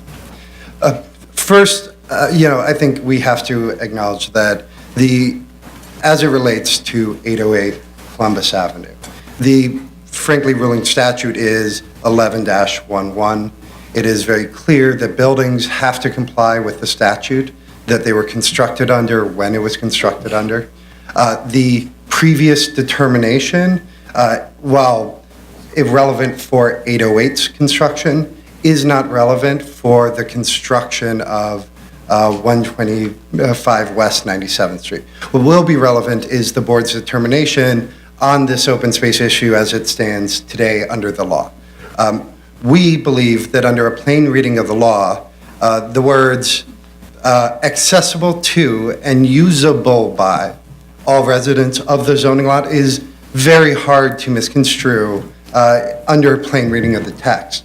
But I'd even like to mention further, we have evidence that the commission has made decisions when they do not believe open space needs to be accessible. And in fact, when open space on rooftops does not need to be accessible. Under the definition of 1210, when they outline a number of requirements for rooftop open space, the commission specifically excludes R8 and R9 districts from needing access to the buildings because they do not need to be open to every occupant. That is the only time that the zoning resolution makes any determination of an open space need not be open to all residents and dwelling units on a zoning lot. The practical effect of this is it creates, for our intents and purposes, a legally non-complying condition. What does that mean? It means that the 56,000 square feet of open space, give or take, that exists on the roof of 808 Columbus now cannot be calculated for what is existing for the new building. So we consider that what is on that zoning lot before construction occurs. What we actually have is 183,000 square feet of open space.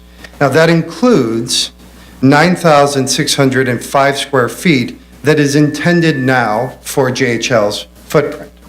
By allowing JHL to build the new footprint of 9,605 square feet, we actually increase the degree of non-compliance on that zoning lot.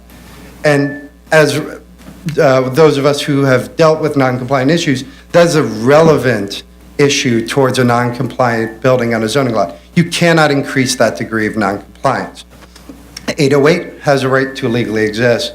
Unfortunately, the building at 125 West 97th Street no longer complies. We do believe, based on when we were reading the zoning text, when we were commenting on the zoning text, that the key terms text did make its intent clear. Yes, it did not reference open space, but it did specifically change the entire zoning resolution to distinguish between zoning lots, buildings, and developments. And the commission makes it very clear in the report, as the appellant stated. Now, this is relevant to the 23142, and I do understand the board's argument that it may not be relevant, but it is relevant insofar as that is so far the only legal justification for apportionment. And I will go through that legal justification argument and then how it changed. Originally, it said 142 in 23142, it must be calculated for any building on the zoning lot, and that's how you determine the open space ratio. Then open space ratio is defined, and open space ratio says that it is a calculation that is based on open space. And then open space is defined, and that's what says it needs to be accessible. That tree was the justification. By removing the term any building, the commission made its intent that all these regulations are intended to apply to the zoning lot. And last, I would like to talk about the impact of the equitable share here, and perhaps this will lead to, I can sort of expound on how it may be different than some other cases. So first, I'd like to slightly correct something the council said. This was always one zoning lot since 1961 and one tax lot, and the new owners actually apportioned out separate tax lots. The zoning lot has always been a single zoning lot pre-1961. The effect of the BSA's decision is not equitable open space by how we would traditionally view open space impacts from an urban planning perspective, or even really from the zoning context. Open space is considered not just merely by its square feet provided, but the density of the population it's serving. Now, in SECR, we do fun calculations, but the zoning actually does this by creating this nexus in 23142 between floor area ratio, height factor to determine sunlight, and open space. That nexus is intended to ensure that when you build a density, that density is provided its amount of open space. Unfortunately, what exists on the ground is not a situation where, say, on a typical zoning lot, where a brownstone has its open space that is exactly the right amount, and that is completely apportioned off, and a new building has its open space where that's completely portioned off. What we actually have is the buildings 784, 788, 792 Columbus Avenue, accessible to what we will call their open space, that is also accessible to 808 Columbus. Whereas 808 Columbus's open space is only accessible to them. It is the only restricted open space on the lot. And the net result is, when we consider whether you want to call it density or per capita or residence, the way the zoning calculates it, we wind up with more density per open space that is being used by the formerly just existing residents, the historic residents, than is what is provided to 808 Columbus. This is not an equitable distribution under a traditional term.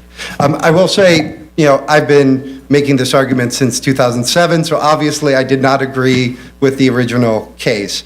Like Dean, I understand how they came to it, and rereading the law, we believe that in 2011, it did change, and the new building must comply with that change, and we shouldn't allow this sort of increase of non-compliance. What changed? So in 2011, by changing the key terms and systematically deleting the term building, the net effect of that on the entire zoning resolution was they made a determination that building should not apply to how we think about open space. It should only be thought on a zoning law perspective. Now, frankly, the BSA made their decision, the previous board, I should note, made their decision based on this notion that any building exists in 23142. Any building exists in the open space ratio.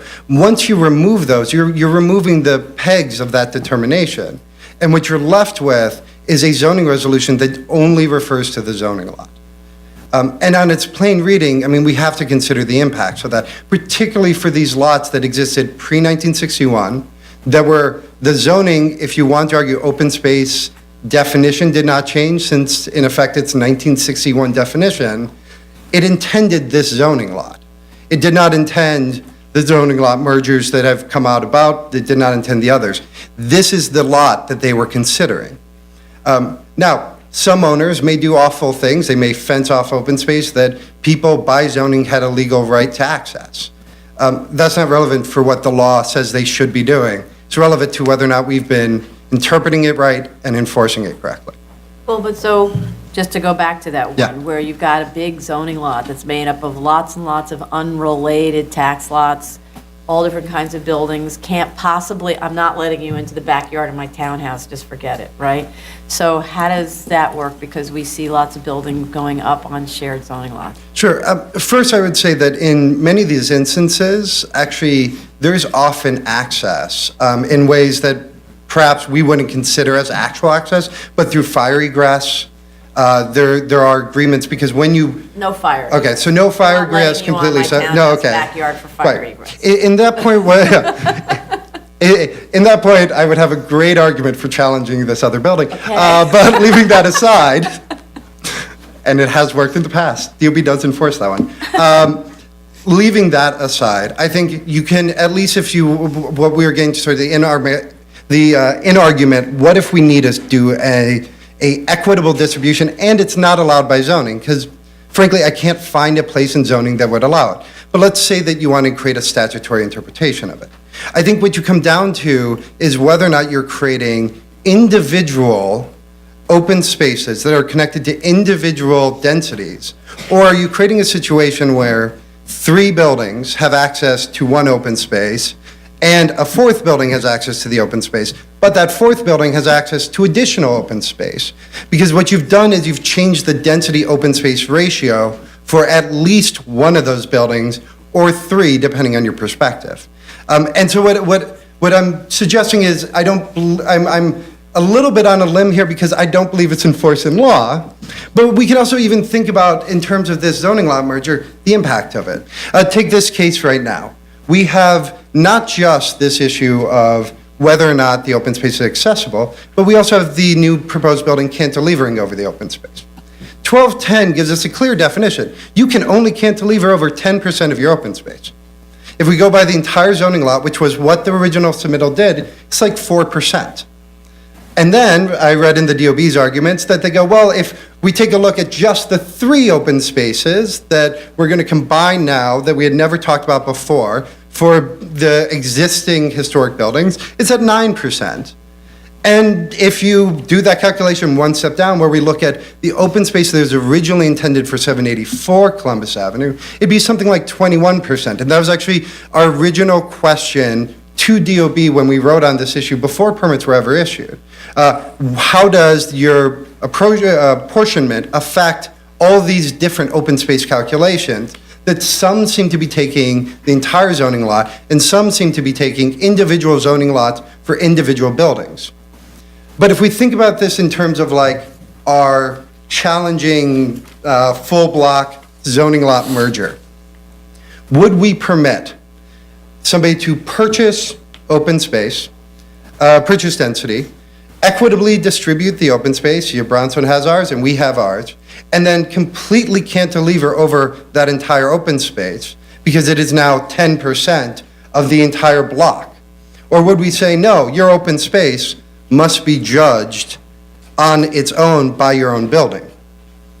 And this is where we start to get into this sort of difficult situation. I would argue that DOB, at least historically with these large zoning lot mergers, has gone individually separated open spaces will be treated individually, and each one has to meet its own impact, its own cantilever, its own whatever other regulation. In this case, we have a mixing of those.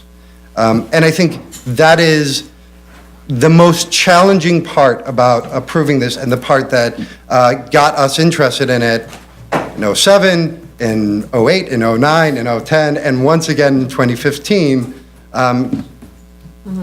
So 2 questions, since I guess you're being their zoning expert, right? So. I'm trying.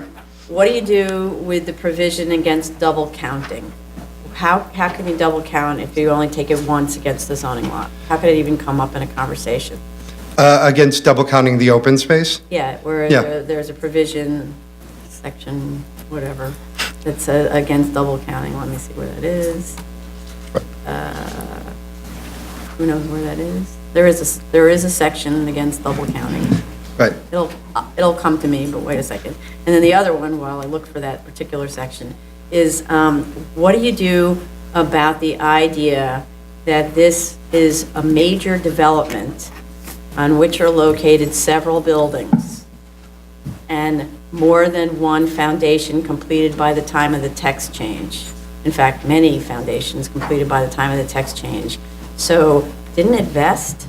So this development did not have its foundations completed by the time of the text change. 808 didn't Or have? 808 did. 808, a And- major development okay, being okay. many buildings on one zoning lot. All right, More than 2 buildings on a zoning lot. Only one has to. So what I would argue is from That sounds right. Right. From from the perspective of the zoning law, when you look at 1111, each building has to be treated separately, in part because they didn't apply for a large special permit that would tie them all together as a major development. What they actually applied for was one building for 808, where they mentioned in 808, not on their zoning diagrams, but in the 808 permits, hey, in the future, we would like to build another building. If This that's, is in the large scale. A major Right. development is defined as, as construction of 2 or more buildings on a single zoning lot, which will be non-complying under the provisions of the applicable amendment.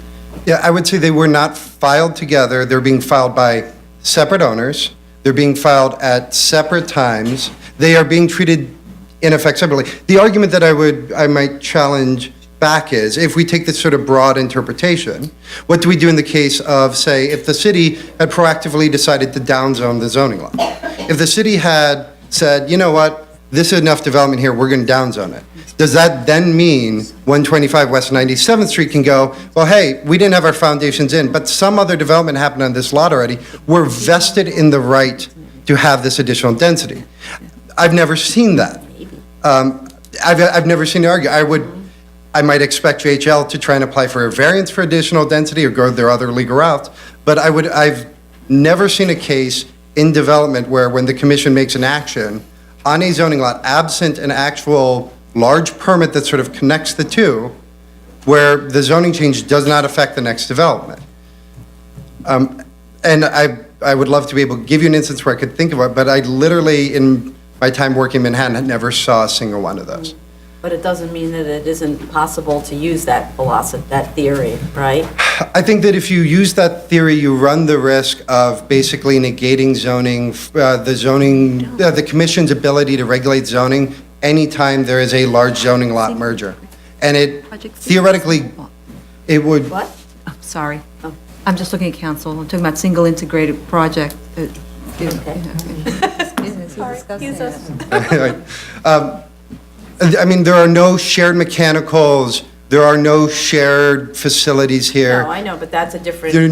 There's not even shared foundations. That's not the definition, though, of major development. I know we're not debating major development, but that's something that we're... All right, I would argue under the zoning, this qualifies as a separate building and not a major development. I guess would be my simple answer for what building Okay, is. so it's section 2314 that has a prohibition against double counting. Right. And if you give me a second, I'll get there.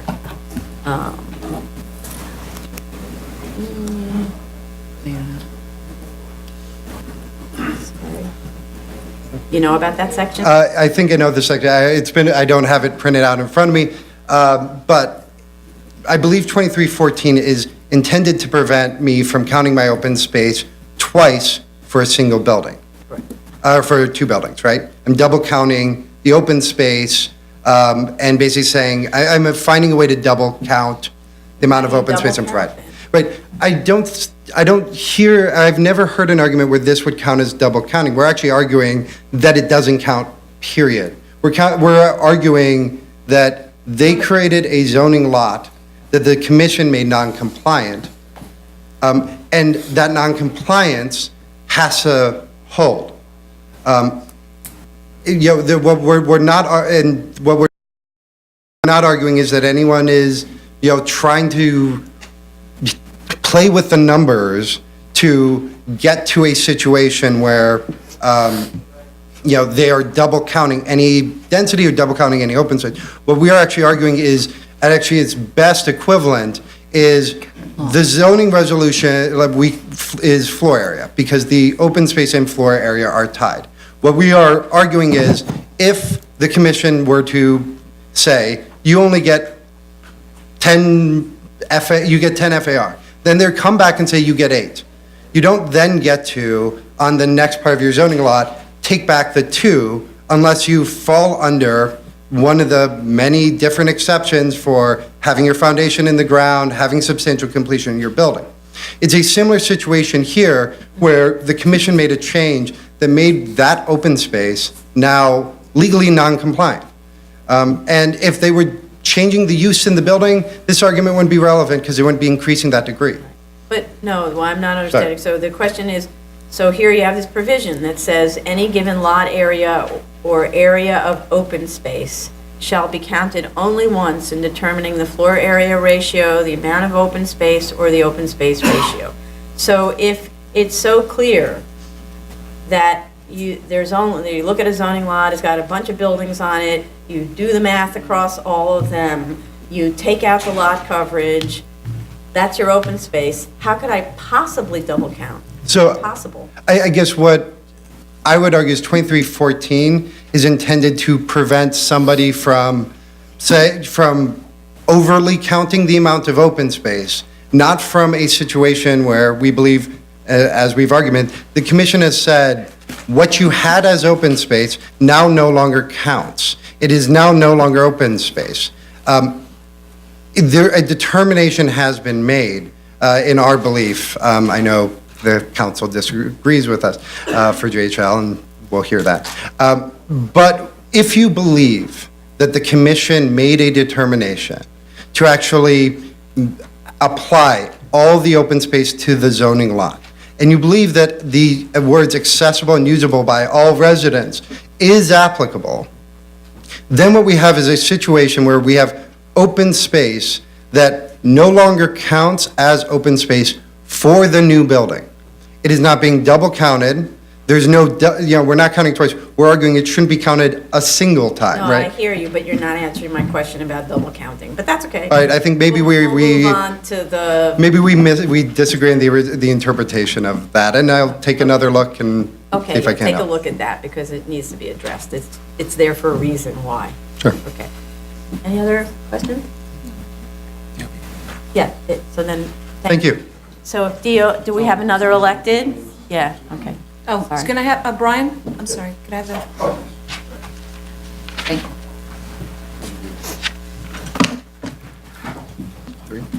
Hi. It's good, I'll scan them up. Okay. My name is Jacqueline Blank, and I'm here from Congressman Nadler's office, and I'm representing Congressman Nadler, Assemblymember O'Donnell, and Councilmember Mark Levine. I am going to read directly from our testimony, but it's not too long, so I'll be brief. Thank you for the opportunity to testify regarding the open space requirements on the zoning lot for the proposed Jewish Home Life Care 20-story replacement nursing facility at 125 West 97th Street, which is in the districts that we represent. We urge you to overturn the New York City Department of Buildings November 11th, 2014 decision denying a challenge to JHL's plans. In a letter to DOB, the stakeholders of the Park West Village neighborhood, a group of thousands of local residents, challenged the construction plan on the basis that it violates the open space requirements for the zoning lots as mandated by the zoning resolution of the City of New York. As noted in their filing with the New York City Board of Standards and Appeals, the stakeholders are concerned that the DOB did not take into account the lack of accessibility to certain areas on the zoning lot in its calculation of the open space. In February 2011, DCP clarified that in order to qualify as open space, areas must be accessible by all residents of the zoning lot, and by extension, cannot be allocated by among individual buildings. In the case being heard today, the stakeholders note that the rooftop gardens of 808 Columbus Avenue have been counted as open space by DOB, despite the fact that they are only accessible by the residents of an individual building, not all residents of the lot. As such, the available open space under JHL's plans should be reduced to exclude the rooftop gardens at 808 Columbus, which would bring the total open space for the zoning lot well below the amount required for plans of this size. We would also like to note that although it is outside the purview of this hearing, there are a number of other concerns about the appropriateness of building a nursing home facility on the West 97th Street site that have yet to be adequately addressed, including potential health impacts of hazardous materials, construction noise, and adverse traffic effects that would stem from the construction of the facility. We request that BSA do all it can to ensure that concerns are addressed before any plan can be considered. Further, in light of the evidence provided by the stakeholders, we urge BSA to reject JHL's construction plans on the basis that they do not allow for sufficient open space on the zoning lot. Thank you for your consideration of our remarks. Thank you. Thank you for reading incredibly fast. Okay. Any questions? No, I don't think so. Oh. Okay, thank you. Thank you. Yeah. Any I other emailed that. elected officials? And how many copies do you need? Just give me 4. No? Is that a yes or a no? No, that's a no. Okay, so DOB, please.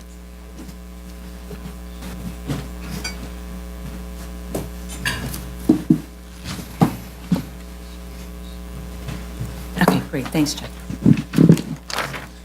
Kurt Steinhaus for the New York City Department of Buildings. The 1961 zoning resolution introduced new requirements for open space, a bulk control device promoting flexibility of design and economy of construction that allowed the developer a far wider choice as to his type of development while maintaining adequate standards of residential density and coverage. The New York City Department of Buildings respectfully requests that the board uphold its November 10th, 2014 determination that 125 West 97th Street zoning lot has adequate open space because 1, the board has already interpreted Zoning Resolution 1210's requirement that open space be accessible and usable. 2, the board has also already determined that 808 Columbus Avenue's rooftop gardens meet the definition of open space. And 3, the zoning law allocates more than enough open space to its residents. In 144 North 8th Street, Brooklyn, calendar number 3408A, the department asserted and the board agreed that the reference in Zoning Resolution 1210 to usable and accessible open space is satisfied by a design and layout as reflected in the drawings, showing the physical means of gaining entry to the space. The zoning resolution's requirement that open space be accessible and usable does not hinge on a demonstration of a legal right to entry. That issue is a private matter. To determine compliance with open space requirements, the department relies on an applicant's floor area calculations and drawings. When a fully formed zoning lot is presented as part of a development application, the agency has a duty to confirm that the proposed floor area is consistent with the requirements of the zoning district, but is not required to analyze underlying contractual agreements between the owners of the tax lots comprising the zoning lot.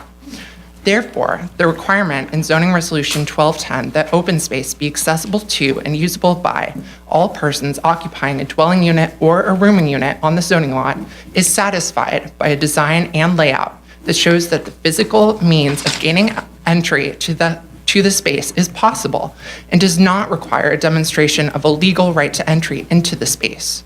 Second, the board has already determined that the design and layout of 808 Columbus Avenue's rooftop gardens count as open space under Zoning Resolution 1210. At the review session yesterday, the board asked about the department's reliance on the term building in its submissions for 808 Columbus Avenue, as used in Zoning Resolution 1210's open space ratio definition and in Zoning Resolution 23-142. The department's letters were entirely consistent with the text of the zoning resolution as it existed at the time, and changes in terminology stemming from the key terms clarification text amendment would not have been foreseeable in 2008. For instance, the key terms text amendment modified the term residential building from a building that contained one or more residences, which may or may not have included other uses, to a building used exclusively for residential uses. And the term building containing residences was added where a mix of uses is permitted, but where the term mixed building does not apply because of the underlying district. There's no need to rely on the use of the word building in this appeal, because as stated in 144 North 8th Street, Zoning Resolution 1210 requires that open space be usable and accessible by all persons occupying a dwelling unit or a rooming unit, not building, on the zoning lot, as demonstrated in approved plans. 808 Columbus Avenue met the standard with drawings showing that the layout of the rooftop gardens could indeed be physically accessed by all persons occupying a dwelling unit or a rooming unit on the zoning lot. The same is true for 125 West 97th Street, and the legal right to entry into that space was and is a private matter that is not before the board. Additionally, Zoning Resolution 2314 contains a caveat against double counting, which would be needless if the zoning resolution did not permit the allocation of open space. Third, residents of the zoning lot can still enjoy the open space provided on the rooftops of 808 Columbus Avenue, whether or not they have the legal right of entry into that space. At ground level, the residents' view of the sky continues to be unobstructed, and certain residents whose apartments face the gardens may indeed enjoy the view. Therefore, because the zoning lot containing both 808 Columbus Avenue and 125 West 97th Street allocates all persons occupying a dwelling unit or a rooming unit more than enough open space to meet the required open space ratio of 22.5, and allocation of open space is consistent with the zoning resolution both before and after key terms, the department respectfully requests that the board uphold its determination. Thank you. Don't go, wait. You know we have questions. Yes. Okay, so the first one is, so what I heard you say is that the zoning resolution looks at whether there is access by a dwelling unit, not a building. Could you go and explain a little further on that? I believe we're going to need to follow up in writing. Okay, so this is actually, right, because you didn't submit testimony. Right, we haven't addressed 144 West 8th Street, or North 8th Street Right, yet. okay, in which we haven't looked at, okay. And also with respect to the contractual requirements, you'll go into that further in a writing? Yes. Okay. So, do you think that with respect to the 2000, and maybe you'll have to do this in a writing, you just tell me, but in the 2008 decision, the BSA really, well, say the BSA resolution shows how much DOB relied on the word building? Yes. That's in the text, and now the word building gets taken out.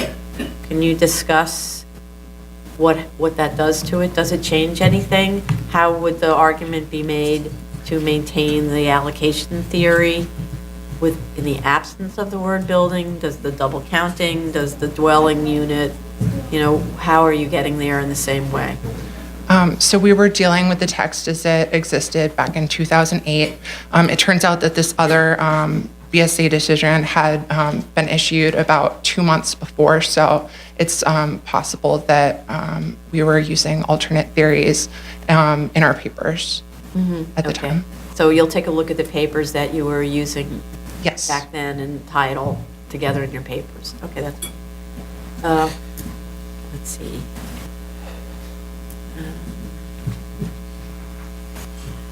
And also, well, I think it's actually more of a question for the owner. Maybe we'll ask you to come back after. Do you have any other questions? Okay, thank you. Thank you. Good afternoon, Madam Chair, members of the board. My name is Elise Wagner of Kramer Levin, Naftalis and Frankel. We are Land Use Counsel to Jewish Home Life Care, the contract vendee of the property that's the subject of this appeal. I'm joined today by Audrey Weiner, the President and CEO of Jewish Home, Brad Perkins, the Chairman of Perkins Eastman, the architect of the building, as well as Al Fredericks, also from Kramer Levin, who's representing the owner of the property. And what I'd like to do now is have Audrey Weiner and then Brad Perkins tell you just a little bit about this project, and then Al Fredericks and I will talk about the substance of the appeal.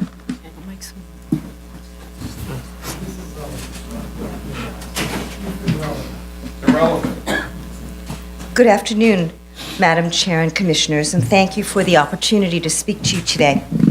My name is Audrey Weiner, and I'm the President and CEO of Jewish Home Life Care.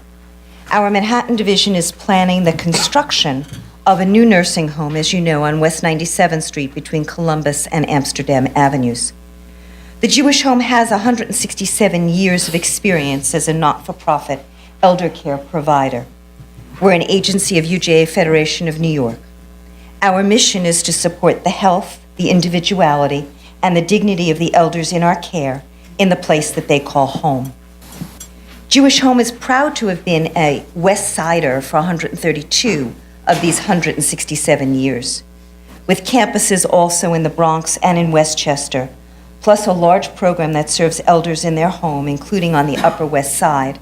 We serve over 7,700 individuals annually and employ a largely unionized staff of over 3,500 people. Manhattan has an undersupply of nursing home beds relative to other boroughs in the city of New York, and indeed against national averages. Manhattan has seen the closing of many nursing homes in the last 10 years, a loss of 950 beds. Today, there are 16 nursing homes to serve a population of 225,000 people over the age of 65. This new, energy-efficient 20-story building on West 97th Street is designed to enhance care in a setting that supports elders with the latest technology. Totaling 376,000 square feet, this will be the largest elder care capital project in New York State. It will replace our antiquated facility that has negatively impacted on our residents' quality of life, mobility, privacy, and independence. While we originally looked to rebuild on our current 106th Street site and developed detailed plans to do so, ultimately we concluded that it wasn't suitable because of its configuration and what would have been a need to continue to provide services to frail elders during construction. The plan is a culmination of over 10 years of planning and collaboration with the New York State Department of Health and review by many city agencies. It will enable Jewish Home to continue serving Manhattan and the Upper West Side in a way that reimagines how elder care services can be provided. To help achieve our goal of person-directed care, we've partnered with the Greenhouse Project, a pioneering initiative underwritten by the Robert Wood Johnson Foundation, the largest healthcare foundation in the U.S.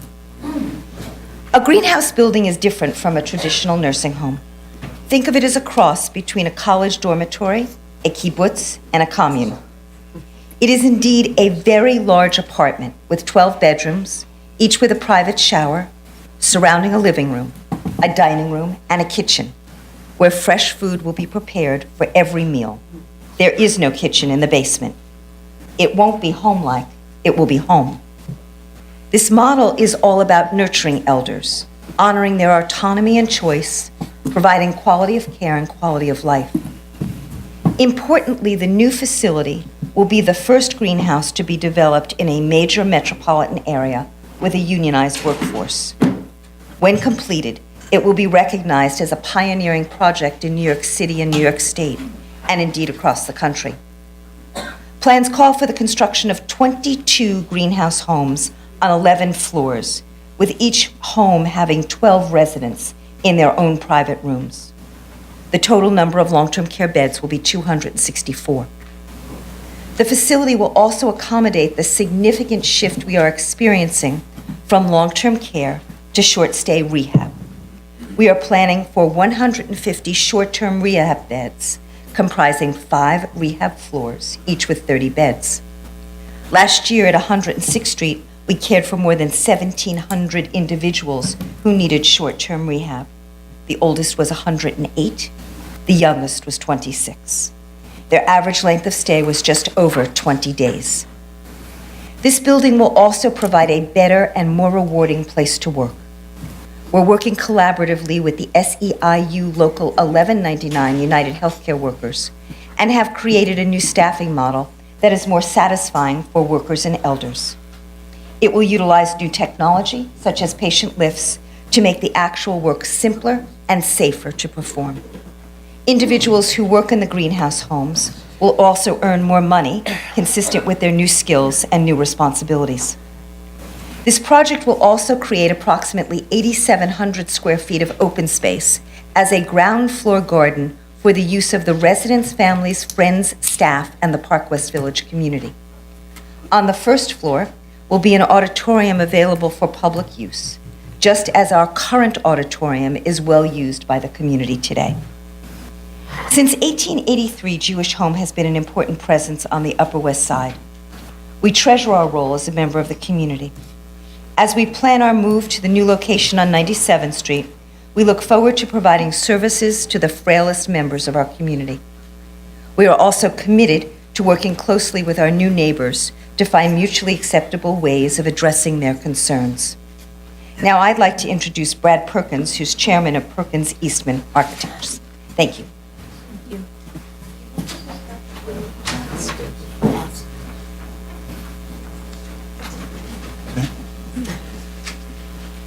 Good afternoon.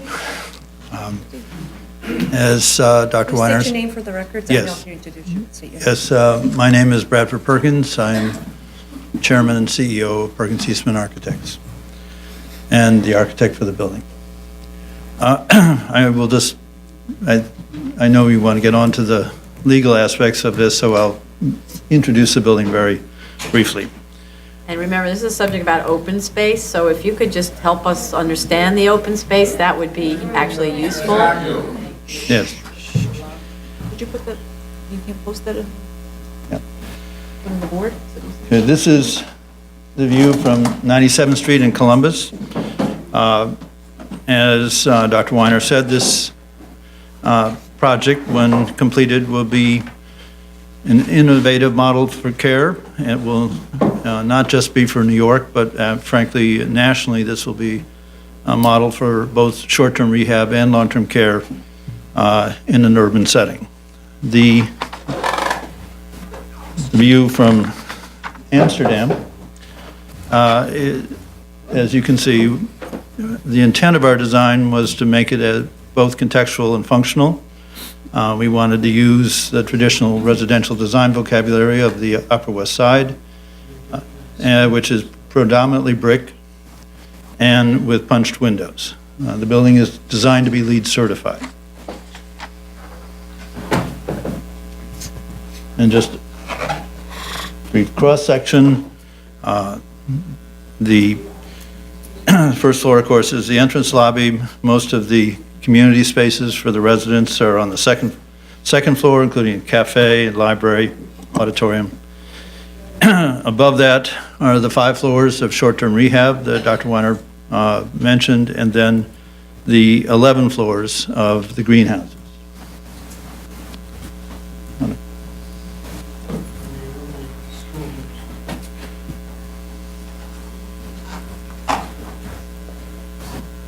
The thing that makes this quite innovative is the shifting from the traditional hospital-like model of most nursing homes in New York and around the country to this much more home-like setting with 12 individual rooms around a living room and dining area, and to make it much more of a residential setting, even though it is providing long-term care for the most frail elderly. This is a typical floor, with this being one of the greenhouses, this being the second one. As Dr. Weiner said, there will be 22 of these, and this will be a unique anywhere in New York State and pretty much unique anywhere in this country. So to come to the open space,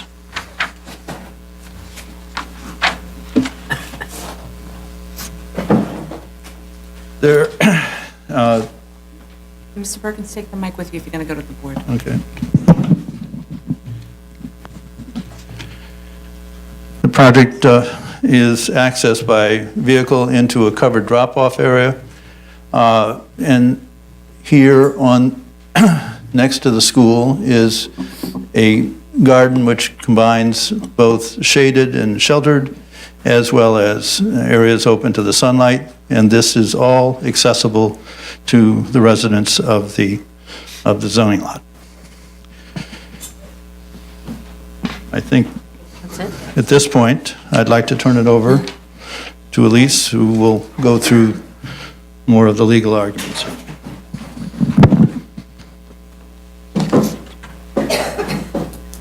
Thank you, Mr. Perkins. Madam Chair, members of the board. This appeal should be denied for two simple reasons. The open space arrangement on this zoning lot was reviewed and upheld by this board in February 2009, and the open space arrangement on this zoning lot is not affected by the key terms zoning text amendment. The zoning resolution requires that open space be provided for residential buildings in certain zoning districts. The Jewish home building is a community facility, not a residential building, and therefore does not require any additional open space. All that is required is that the existing open space on the zoning lot be preserved, and that is what is proposed here. Open space under the zoning resolution has certain restrictions as to its dimensions and characteristics, but in general, it is simply open area on a zoning lot and may include planted areas, shrubs, and parking areas. There is no requirement that open space be programmed in any way. It is different from recreation space that may be required by other provisions of the zoning resolution. The presentation board on the left is an enlarged copy of the open space configuration that was approved for the zoning lot by the Department of Buildings in 2006. And just to clarify, these are the three original Park West Village buildings. This is 808 Columbus here on the right.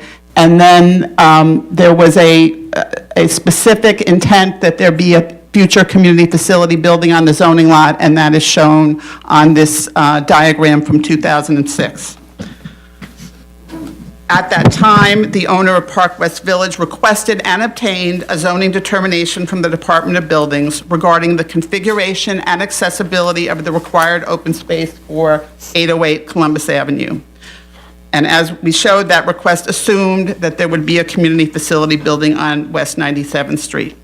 That determination created an allocation of open space to the building at 808 Columbus Avenue. In other words, it permitted some of the open space to be accessible to the occupants of the building only. This determination was upheld by this board on February 3rd, 2009. The other presentation board that Lee is going to put up, thanks, Lee. Can you have them both up at the same time? Yeah, perfect, thank you. This second presentation board shows the open space configuration that Jewish Homes architect submitted to the Department of Buildings in 2011. This theoretical arrangement assumes that 808 Columbus Avenue has its own open space, and the other three residential buildings share the balance of the space, and that is indicated. The 808 Columbus open space is the open space on the roof, as well as some open space at grade, and then the balance of the open space was assumed to be shared by the other 3 buildings. This arrangement is basically the arrangement that exists today, with the open space on the roof accessible only to 808, and the rest of the open space, including the portion marked A, is accessible to all of the occupants on the zoning lot. There are no fences limiting access to any of the at-grade open space.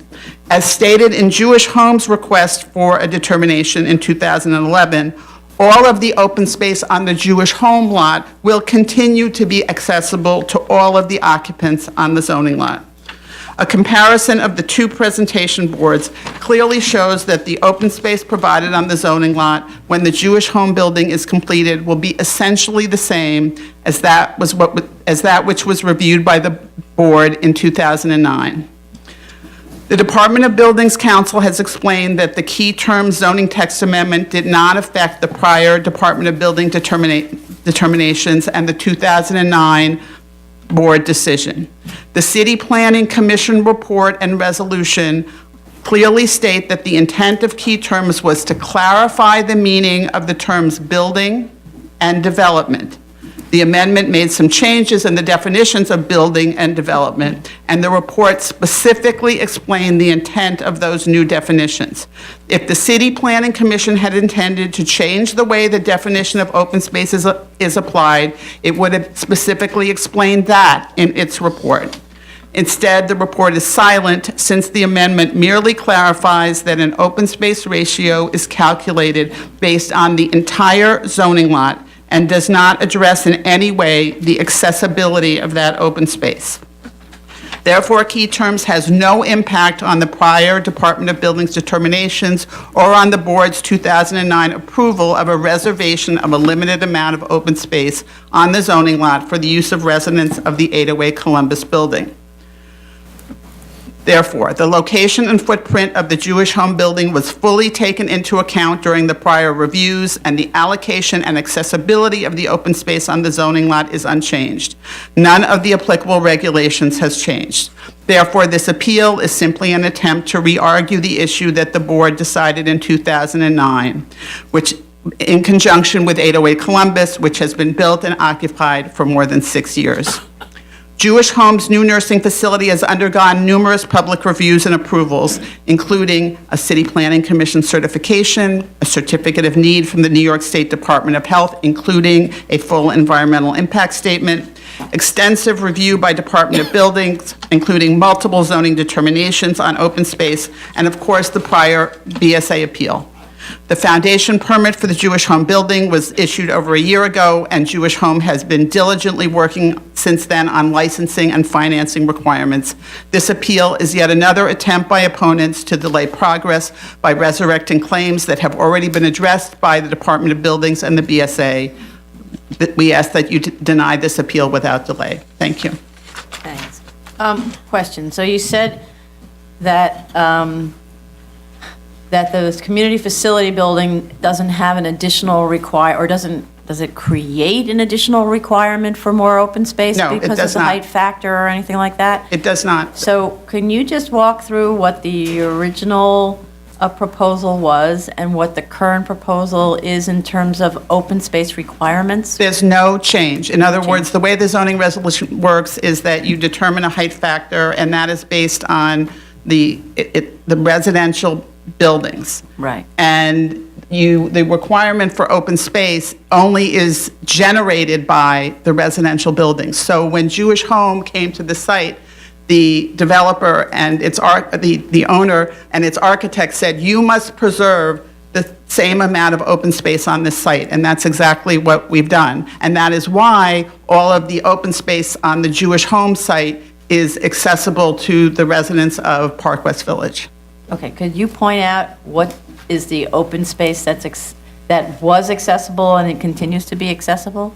Like this B2 that you've got, is that actually open land? That is the open space that's accessible, and if you wait one moment, Lee Pellegrino, who's also from Perkins Eastman, will show you the plan. The specific plan is here, so this entire garden area will be accessible to the residents of Park West Village. So therefore, there's no diminution in the amount of open space. Okay, so then please, Please don't call out. please don't call out, you'll have a chance to speak. So that, the determination that you got subsequently, I guess in 2011? 12. Something like that? Yeah. Okay. Where you are asking, is it okay that you have this roofed area, and is it okay that there's an area that has a gate because of children? Can you show where that is? Okay, so I believe the entry is here. Is that correctly? Okay, I'm sorry, you can walk in here, the gate is here, there would be card keys there, and then people could come into this garden area, it would be fully accessible. And that was, as you said, exactly the determination that was made by the Department of Buildings, that that was acceptable. Okay. So it's really, it isn't a discussion about allocation then, because you had this approval for 808, which is really what this is about, right? So this is really just that you're explaining to DOB that you're not disturbing the original analysis. Is that? That is exactly correct. Okay. So I guess one of the questions only is, well, now I don't know if it's really a question, but in your 2011 letter, sorry, let me just see if I can find it. You actually, that was what was part of what was confusing. So it seemed as if, as compared to the 2008 argument that ended up being revealed sort of in the 2009 BSA decision, that you had sort of shifted your approach from allocation to a statement in your letter, which says all of the open space on the Jewish home property will be accessible to all persons residing on the zoning lot. So that was no longer focusing on the allocation for 208, it's separately from the others, right? Well, let me just say, as I think, as you've said, the allocation had already been decided.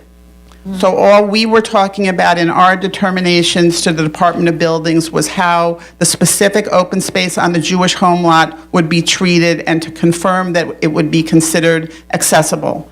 And as you said, that's exactly what we asked the Department of Buildings, and they agreed.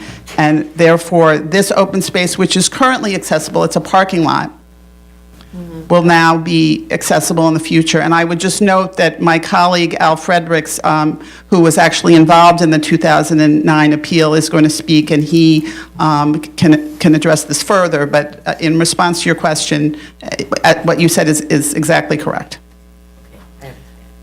I just wanted to ask, so the footprint of this building was contemplated during the original BSA case? Correct. It's not exactly the same footprint, though, exactly. It's actually a little smaller, so smaller. which provides a little more open space. So it's within the scope of what was what was shown on that. So anything that was drawing. calculated previously for that case, this building was already taken into account? That's correct. Yeah, go ahead.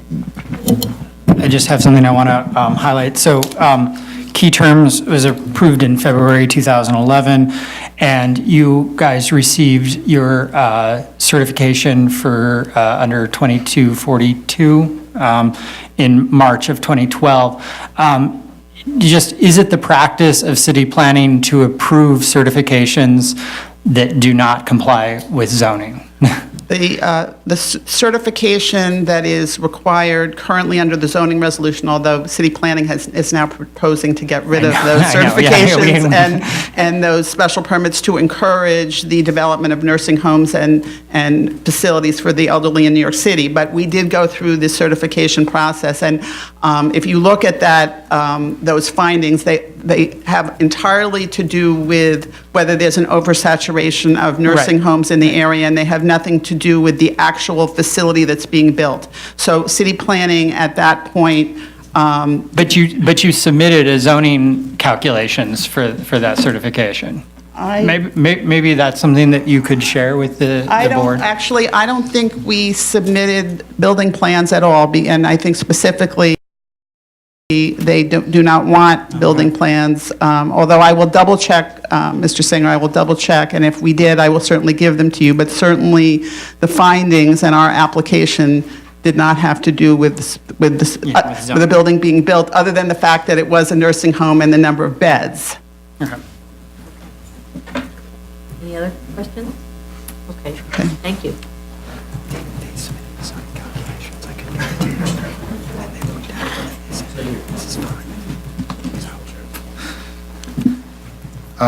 Madam Chair and board members, I am Al Fredericks, also of the firm Kramer Levin. I am one of the land use counsel for the current owner of the property that's the subject of this appeal. And as Elise Wagner noted, I also appeared before the board in 2009 in connection with the first appeal involving the required open space on this particular zoning lot. We also urge the board to deny this appeal, and we'd like to make a couple of brief additional points to supplement what was said by counsel for the Buildings Department and Jewish Home. First, as was mentioned at yesterday's review session and was reemphasized again today, this appeal involves a situation that is really quite common but is not explicitly addressed in the zoning resolution's open space provisions, and that is zoning lots that are subject to height factor open space requirements, and that encompasses R6 through R9 zoning districts, and are improved with multiple residential buildings. This situation probably arises most frequently in connection with zoning lots that are under multiple ownership and contain both one or more existing residential buildings and will be developed with a newly constructed residential building that may in many cases use or be purchasing unused floor area from the existing buildings. In these kind of situations, open space for the newly constructed building it will often be located in a rear yard that has to be enclosed for security purposes or on the roof of the new building. And in which cases, it simply, in many cases, is not going to be practical or feasible to make such open space completely accessible to the residents of all the other buildings on this multi-building zoning lot, including buildings that are under completely separate ownership and management. The zoning resolution's open space provisions do not specifically address such multi-building zoning lots, and the Department of Buildings has established what we submit as a fair and appropriate method for applying these open space provisions in such cases, which allows open space to be reserved for the residents of a single building so long as the total amount of open space that is required on the zoning lot is being provided, and the residents of each of the buildings on the zoning lot have access to at least the amount of open space that would be required if that building sat on a separate zoning lot. We submit that this is a requirement that comports with the intent behind the zoning resolution's open space provisions, which is to ensure that each residential building on a zoning lot and all of the residents thereof have access to an appropriate amount of open space. And as has been shown, it's a requirement that has been met in this case. The Department of Buildings Counsel mentioned in his testimony that the Buildings Department does not necessarily review whether actual legal access is being provided on required open space to all of the residents of a zoning lot. I do want to say that our firm always advises clients that in order to comply with both the letter and the intent of the open space requirements, any designated open space should be both physically and legally and actually accessible to residents, and that if it's not going to be accessible to certain residents, that it then be the subject of an appropriate allocation that meets the requirements and the principles that were involved in this particular matter. Next, it's been noted that in connection with the original 2009 board proceeding in this matter, both the Buildings Department and the property owner, our clients, pointed to the language in zoning resolution sections 2314 and sections 23142, which at that time referred to, quote, "a building on a zoning lot." And of course, as has been pointed out, this language was eliminated by the key term zoning amendments. And we pointed to that language and argued that that supported the reservation of open space for the 808 building. In fact, that was one of the arguments that was made by both the Buildings Department and the property owners based upon the text of the zoning as was written, but it was certainly not the main argument. The primary argument was, as it is now, is that the open space provisions of the zoning resolution do not specifically address multi-building zoning lots, and that in such cases, an allocation of the total amount of required open space is a fair and appropriate method of applying these provisions, which is consistent with the purposes behind them.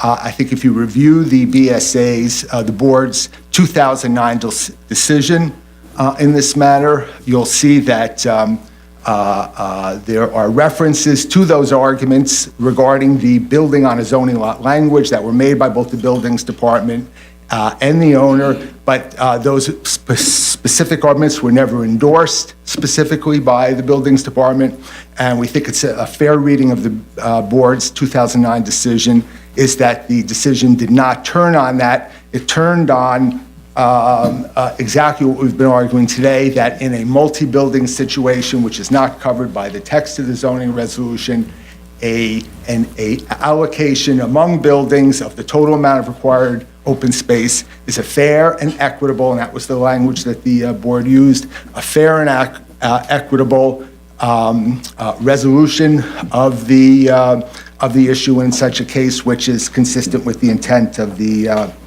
zoning resolution.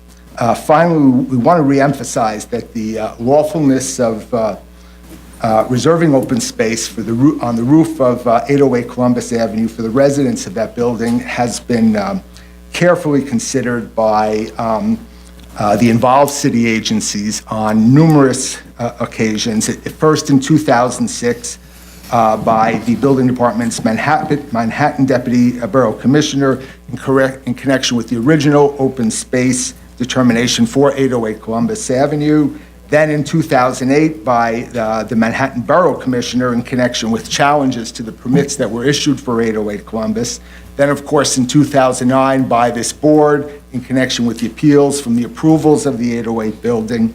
Next, in 2011, by the Building Department's first Deputy Commissioner in connection with the original open space determination for the Jewish Home facility. And finally, in 2014, by the first Deputy Commissioner in connection with this appellant's challenge to the permits that were issued for the Jewish Home building. Each of these previous determinations upheld that open space reservation, and we submit that in the current proceeding, the appellant has not introduced any new facts or legal arguments that would warrant a different determination by this board. Finally, I'd emphasize that, as has been noted, 808 Columbus Avenue was constructed some years ago with rooftop open space that for the use of its residents in reliance on these previous determinations. That building is fully occupied, it has a C of O, and therefore, while we think it's been conclusively shown that the key terms amendments did not result in any substantive changes to the zoning resolution's open space requirements, we agree with the suggestion that's been made that even if the key terms amendments had changed those requirements, the open space arrangement at 808 Columbus Avenue is a legally vested condition that's entitled to be continued. And for all those reasons, we urge the board to deny this appeal. Thank you. Any questions for Mr. Frederick? Thank you. I just had one question about all this open space that's being provided here is roofed. No. It's on a... No, well, on your lot. Yes. No. No. Only... You're talking about on the 808 Columbus. No, on the JHL site.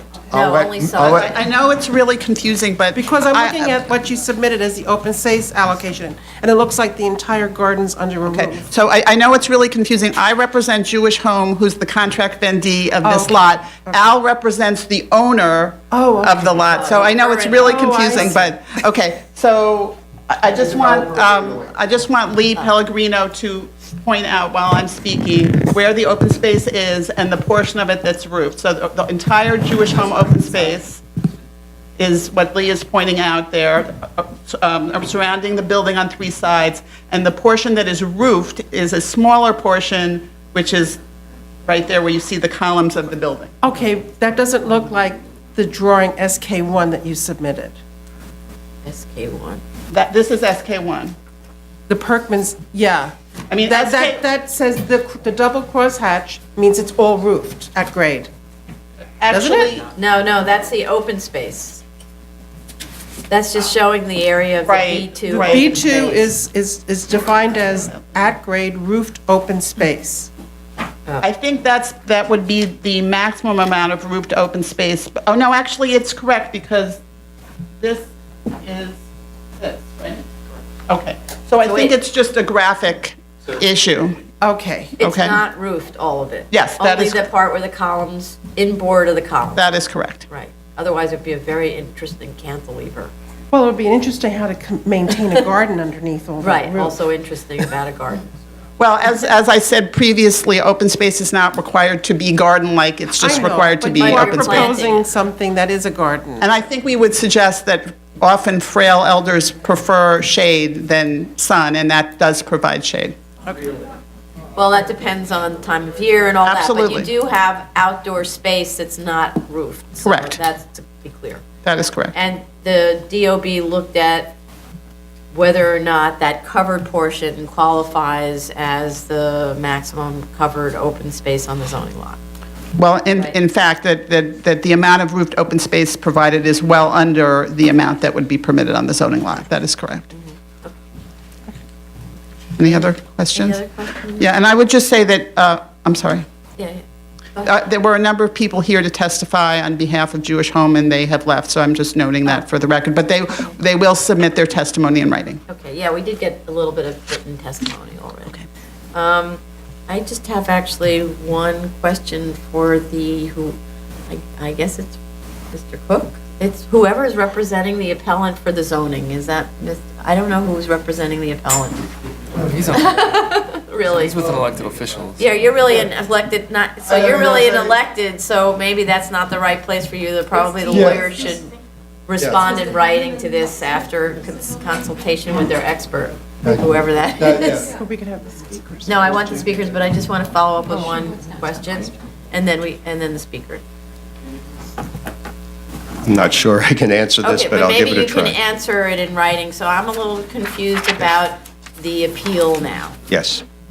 Because the appeal seems to be arguing the meaning of open space, but what I'm seeing is in 2009, that both the DOB and the BSA looked at a plan that's not this one here behind you, but another one that was extremely similar, that allocated the open space and showed what the open space was.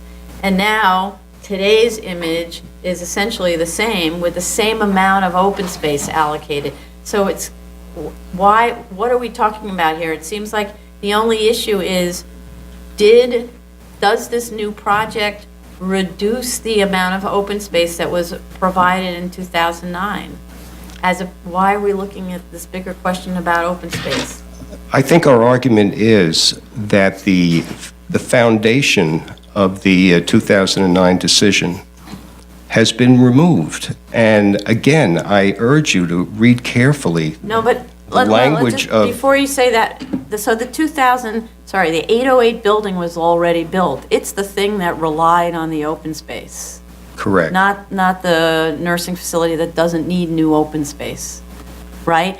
And so it relied on a certain amount of open space. DOB was given a set of drawings that showed, here's the lot coverage by these buildings.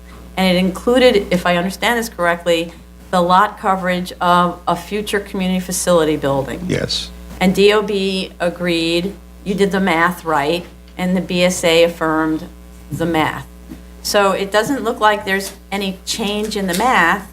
There's no requirement that this building that's being built doesn't need additional open space. So, and that open space that was needed was for 808 that's already permitted, built, C of O. I'm not getting what the appeal is anymore. I think the essence of it is the change in methodology, the change in calculation. The 808 decision was based on an allocation theory where the board and the owners argued that an equitable amount of space could be allocated to each building on the zoning lot because all three sections of ZR 1210, ZR 14-1 all referred to the word building, and they cited those sections in their brief. The board cited those sections in its decision. The board then said that we're not going to ascertain the intent of city planning, so we will be guided by the four corners of the statute, and the four corners of the statute were changed. And the calculations that were made, and the calculation that we are appealing from, was not a calculation that was based on an equitable distribution amongst the buildings. It was a calculation in which the deputy commissioner took the entire area of the zoning lot, 300,000 square feet, subtracted 77,000 square feet of lot coverage, came up with 230,000 square feet, which he claimed satisfied the requirement. We claim that because of the change in language, that you could no longer, in effect, they were allocating amongst the buildings. That's the argument that they keep making, that they're getting their equitable share for each building. And we're saying that that theory no longer is viable because you can't point to the word building anymore to support that theory. Council, has there been a second allocation since the 808 Columbus allocation that you referred to? A second allocation of open space. You're talking about the initial allocation at the 808 Columbus sign-off. Do you contend that there's been a reallocation of space, of open space on the lot? I'm not sure I can characterize it as a reallocation. What I'm saying, the point that I'm trying to make is that when the commissioner in this case made his calculation, he did not base it on 788 gets so many square feet, 784 gets so many square feet. He didn't say that at all. What he did was he simply took the area of the entire zoning lot, and it's been our position that it must be calculated on the base of the entire zoning lot, not individual buildings. And he arrived at a square foot, at 230,000 square feet, and we say that the error in his calculation is that the rooftop gardens, because of the change of the language in the statute, the rooftop gardens can no longer be counted as open space because the theory under which they were granted open space has been vitiated by the change in language. It cannot be supported by the allocation to buildings theory. That theory is gone now. And it has to be judged by the calculation has to be based on the entire zoning lot, and the entire zoning lot includes this space at 808 Columbus Avenue, which is not physically accessible. And I heard some of the talk before about whether it could only be open to the space, but it didn't necessarily matter whether people had access. Well, the zoning resolution specifically says accessible and usable by all persons on the zoning lot, which says in plain language that everybody on the zoning lot must be able to have access to that space, and it's not just a matter of looking up and seeing a pretty garden that we're not entitled to enter. So I think physical access is a very important. That actually was one of my comments, and it wasn't exactly about the ability to look at and see a beautiful garden. It was talking about the intent and purpose of open space is providing adequate light and air to all residents on the zoning lot, and that you don't necessarily need to park a chair on it or put a blanket on it and sit on it in order to get the benefits of the open space, the light and the air. And so that, therefore, perhaps there's another meaning to usable and accessible by all residents of a zoning lot that wasn't explored before. But before we go there, I think that was actually argued in 2008 and 9, So that's why I'm trying to understand the nature of this appeal, because we don't want to go back and argue something that was already argued. So if you could, in your papers, please, really, really focus in on what this is about. Because in 2008-9, something was argued, something was decided, a building was built pursuant to that. Building's built, right? That building continues to rely on whatever was decided, right? The new building, as far as I can tell, didn't change the status quo. As far as I can tell, the 808 building included the calculations for a thing. The Department of Buildings was made aware there's a thing there, right? Maybe it turned this way instead of this way, not even really. So you need to articulate better what you're actually getting at, as opposed to reopening an entire argument. What happened between this application for this building permit, for this project, and the approval in 2009 for 808, which got built pursuant to lots of approvals? Let's just leave it at that. So try to articulate that better, because I'm really having trouble understanding the scope of your appeal. And so we don't start again in what is the meaning of open space. I think in our discussion about 808, which we had to respond to the notice of comments, I think we tried to articulate that what happened was that the statute was changed. The plain meaning Independent of of the statute, I'm talking about physically what happened. A building is being proposed. What is that building doing today, the proposed building, that it wasn't doing in 2009 when the 808 building was approved for construction? Because we're talking about, which we talked about before, did all of this vest because the building is completed? I mean, that's pretty vested if the building's already completed, right? Or did something change? That's why David Schnackenberg, our counsel, asked you the question, was there a reallocation that opens up this question again? And I don't so far see that, but maybe I'm missing something. Well, I'm not sure about vesting. It may have vested in 808. I'm not sure it vests in another building that has no connection with 808. Okay. At least for me, I agree with the chair. I'm having a little trouble understanding from what you've said, sort of your position. There has to be, let's say we accept what you're saying. You're not sort of completing the sentence for me. You're not telling me what the consequence on this community facility is. Because I'm not, if indeed there is sort of a reallocation, what does that actually mean? Does that mean that this building now does not have sufficient open space? Or does it have too much open? I'm not getting what the consequence is. And you're telling me that there's a consequence, but you're not telling me exactly what that consequence is, so that I can make a determination. Yeah, you know, it's not equitable, it doesn't work because there isn't enough open space. You're not telling me that piece. Or I may have missed it, but I need you to maybe I think the re-articulate it so I get it. consequence to us is that we're being deprived of a certain segment of open space on the zoning lot, which we contend currently should be accessible and usable by everyone, and that the previous decision... Tell me what that number is, because we Well, it's determined that there are 56,000. numbers, It's right? 56,800 square feet. Where is it? But where Like, is it? What are we talking about? Right, where is it? It's on the roof of 808 Columbus. That's the thing. Yeah. We can't take away from 808 its roof garden. It's got it, right? It's built. We're not challenging 808. 808 belongs to the largest building. It has a right to rely on that decision. What we're saying is that this rooftop garden cannot inure to the benefit of Jewish home life here. Jewish home life doesn't need open space. Right. It's not a residential building. Unless We you, need open space then.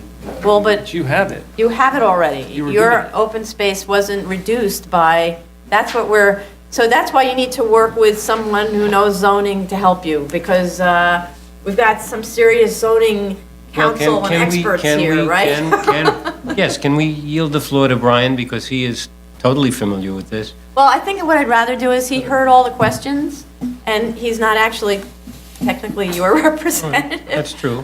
So if you could, in your papers, respond to that question, which is pretty basic, critical threshold question, that would be very helpful. Then we could understand better what we're talking about here. If I could just interject one thing. What we are arguing is that 56,000 some odd feet is not open space. Okay? Right, we understand. And what that means is, because this is a new building, I mean, you can talk about what happened in 2009 and all these plans that were approved. The fact is, there was no building application for this structure at that time. There was just a little suggestion that something may be built there, but nothing was approved with respect to that. And this is a new building. It's a new building that hasn't even asked for a building permit yet, but we're trying to kind of get at that prematurely. But it is a new building, and so it's subject to the new rules, and what we are calling new rules. And what the new rules would mean to us is that the 56,000 that is no longer characterized as open space in accordance with our argument comes off the number of required. And there's a required open space for this entire zoning lot, and it's 230,000 some odd. We have not argued against that. We have said, okay, that number's right. You calculated it correctly. That's what you need. That's what you need on the zoning law. But if you take that 50,000 out of what they propose is on there, the actual one, you're down to like 173,000. And what that means, you're asking about consequences. What that means is you can't build anything here and you can't build anything here from now on. It's not just JHL, it's any building. Okay, if you could put That's that in the your deal. papers and work with the zoning person, that would be very helpful, so we actually see how it's calculated, because right now, still needs clarification. Okay. Madam Chair, if I just may pose it as Yeah. one question, how does the introduction of a community facility building to that lot increase the amount of open space you have to provide?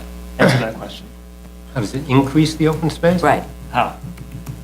It doesn't. That should- Well, there you go. Increase the open space? Yeah, so that's the thing, how do you do the math? That's why you need the zoning person.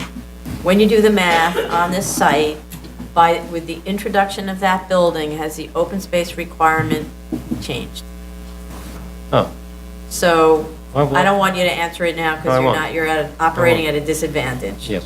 So Appreciate please go find your advantage and.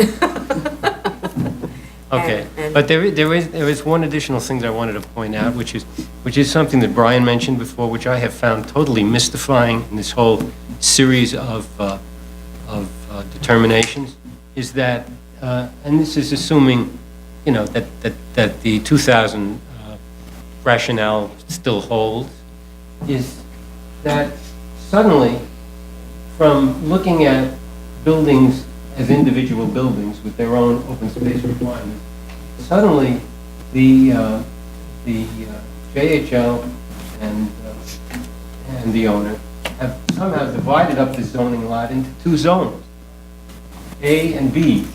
And I don't see where they got any, reason to even do that. So what they're doing is they're saying that the open space on B, which is on all three buildings here, will satisfy, this thing. So they haven't submitted any calculations. No, actually, for individual if you look buildings. in the papers that were provided by Owners Council, in 2006, they show a very good diagram of how the open space is allocated for each residential building, and it's less diagrammatic than that one, which combines B into one gigantic thing.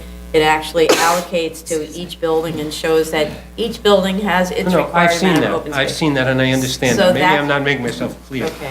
In terms, for example, in terms of calculating the amount of open space that was available because of pillars under this building, which is a huge building, but if you count the open space that's under these pillars, it's like becomes half that size.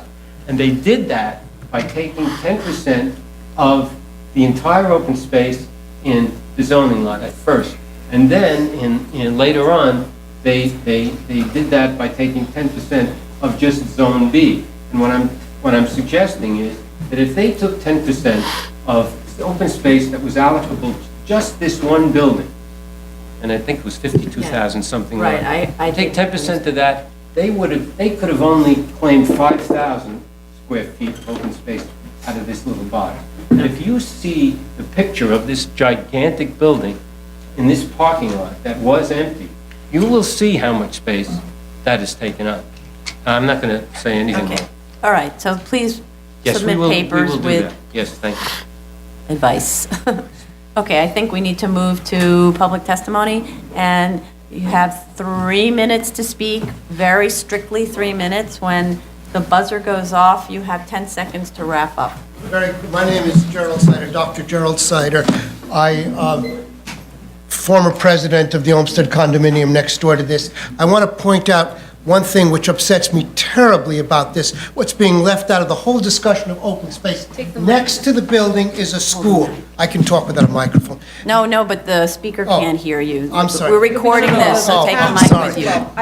I have this here. Next to the building, directly next to the building, is a school from kindergarten to 8th grade. What they are calling open space is cantilevered space. It's not just roofed, quote unquote. It's the whole building after the second floor sticks out exactly to the property line of this elementary school, packed with little kids, and then goes up what they're calling 20 stories, but because the rooms are small, each room is higher than, it's not the 8-foot ceiling, it's higher, so that the building is actually 220 feet above the cantilever, blocking the light, blocking the air, blocking everything, so that the school, those little kids in the school, aside from putting up with 3 years of misery of construction with toxic dust, and somebody else will speak to that, your question, Ms. Brown, about the adequate light and air is absolutely being denied to the kids in the school by the sham that they're making, calling a cantilevered space open space. Thank you. That's my Next speaker, testimony. please, 3 minutes.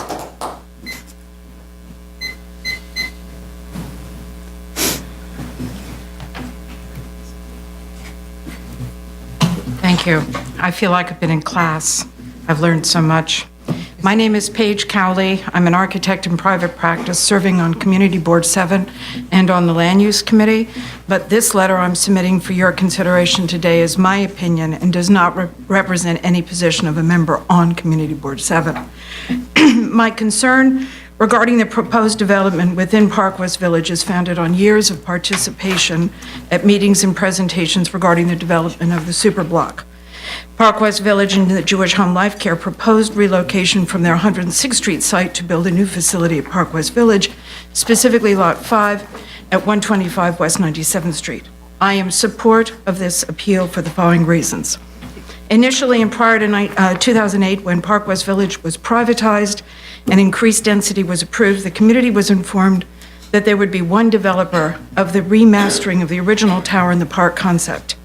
The superblock was ultimately subdivided, and individual portions now controlled by different owners have imposed their own determination of open space without verifying the total amount of open space available required, already reapportioned, if that's the word you want to use, or incorporated as inaccessible or accessible open space to all residents on the zoning lot, whether in a building or not.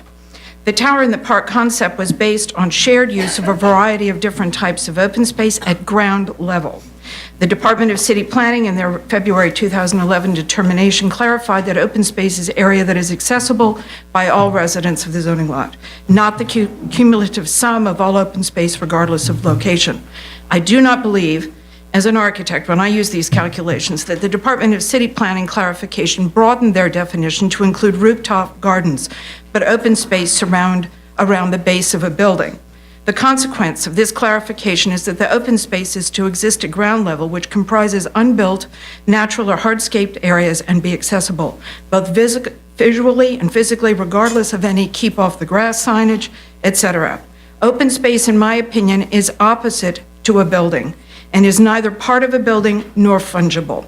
I would ask that the BSA review this definition with DCP, as reallocation of open space, as it's been termed loosely today, on the above grade areas will likely be in conflict with other requirements of both zoning and building codes and inevitably complicate use and floor area calculations as this site continues to develop.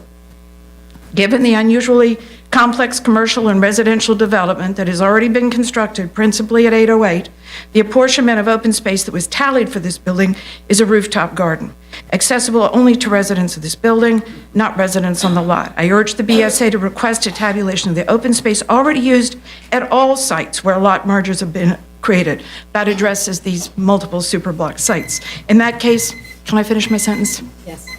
And in that case, the open space ratio and tabulation needs to reflect a subtraction, and the total remaining space should be adjusted on unbuilt or proposed development, which would suggest that there is insufficient open space for JHL. Here, the sum of the parts do not equal the whole. I hope the BSA will consider this. Thank you.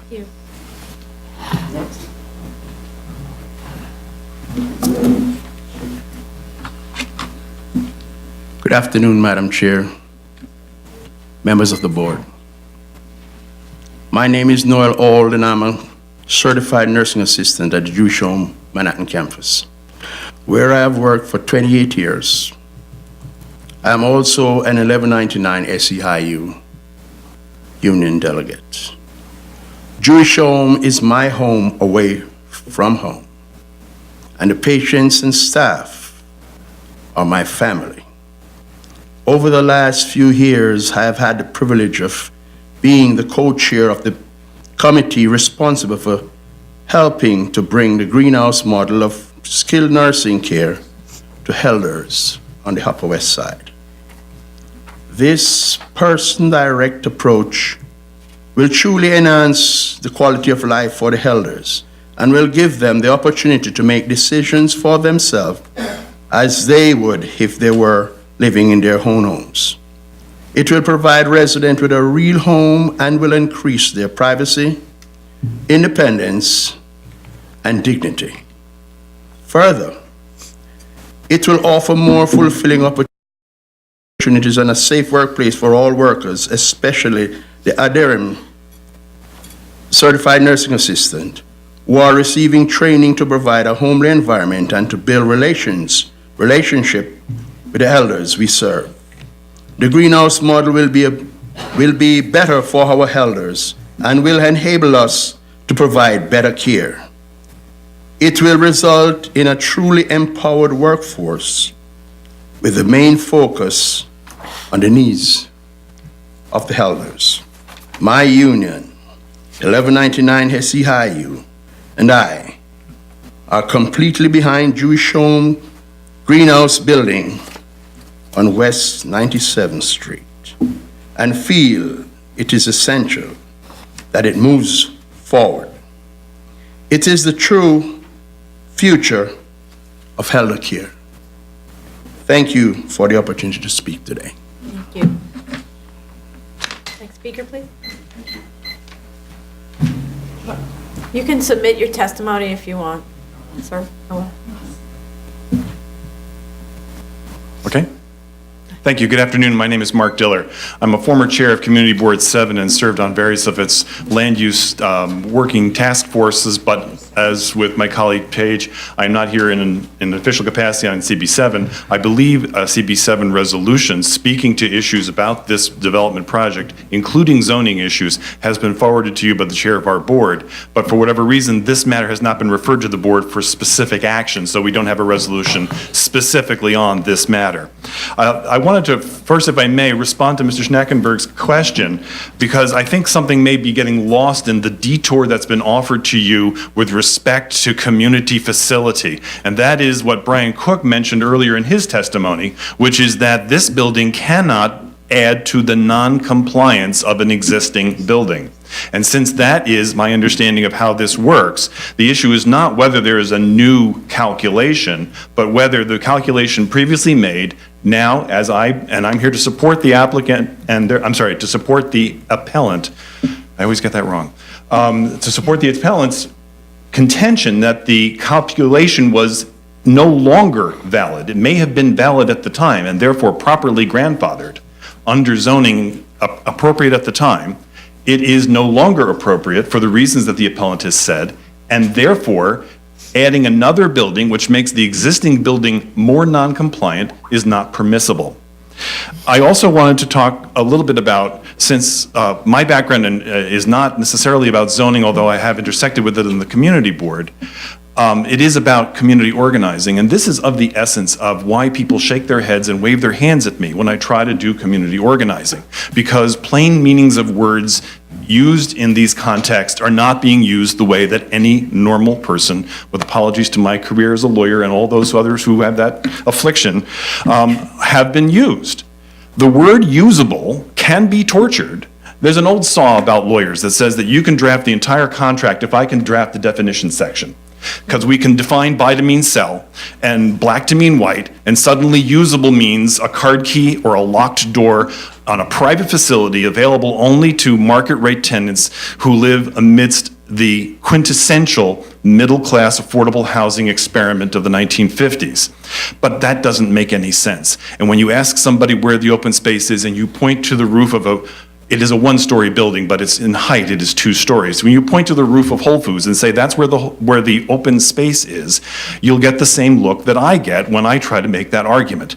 So for reasons of common sense, this cannot be the correct interpretation of the zoning regulation.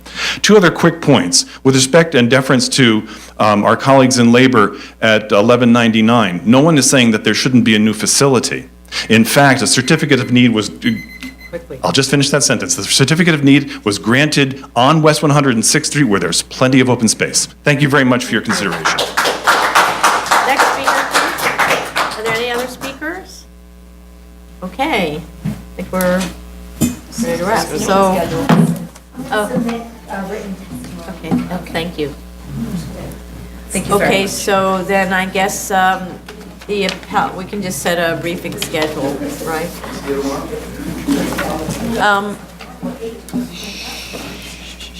So what are we talking about here? So maybe a submission, for May 19th, so that would make it April, no, actually, so we have to. Mr. Hell, because you're the appellant. Sorry, can bring the appellants up? Yeah. Mr. Hoffman? Yes. Come to the podium. Oh, Go to come- the podium. come to the Come to the podium, Mr. Hoffman. Marjorie, let's keep on tight schedule. Keep them. Tight schedule. 2 weeks. Yes. 2 weeks. 2 weeks for him to submit for the appellant, and then 2 weeks for the 1 appellant, week. okay. So if you could submit your response, your clarification about these issues that we've raised. You can also list a video of this session, if you would please listen to it. I will. So you pick up on all the points. So if you could, for example, to see if you're ready, could you submit on the 30th of April, or is that too soon? Perhaps if you could just give us another Another week? Another week or 2. So then the 7th of May, longer. Longer than the 7th of May? All right, how about We can May? make it the 14th of May. How about the 14th of May? Okay, and then DOB, 2 weeks from there? Is that good? Okay, so then 28th for DOB and the owner, right? And then you can have 2 weeks after for reply? Usually 1 week. 1 week for reply. So June 4th would give you a chance to reply to the owner and to the DOB. And so then we have 1, 2. So that could be on for the next hearing, just make sure I'm right. 1, 2, June 23rd. And may I say this, there was a lot of information that was introduced about the building, about the Jewish home. I thought the focus of this was open space on the zoning lot. But given the fact that so much information was introduced about Jewish home, I wonder if we would have the opportunity to respond to that, because frankly, we don't agree with their assessment of this facility, or do you see that as essentially irrelevant and therefore not worth What's bothering? relevant really is this drawing of open space. We're trying to understand Yes. what's the building shaped like, where's the open space? That's really all that, how many beds in the building doesn't matter to us at all. Thank you, yes, Okay? yes. Okay. Thank you. You okay with the, Ms. Wagner? You I just want to understand, is the hearing closed, so there's just submission of papers, or are you? No, we didn't close. Right. Okay, We're not closing. okay. Okay. Thank you very much. Thank you very much. And we're going to take a 20-minute break? Is that good? So, more, let's make it 20, 30, like a quarter to 2. It's still, microphone's off, microphone's off. So I'm in for another 4 weeks. They showed me the extras, I cried.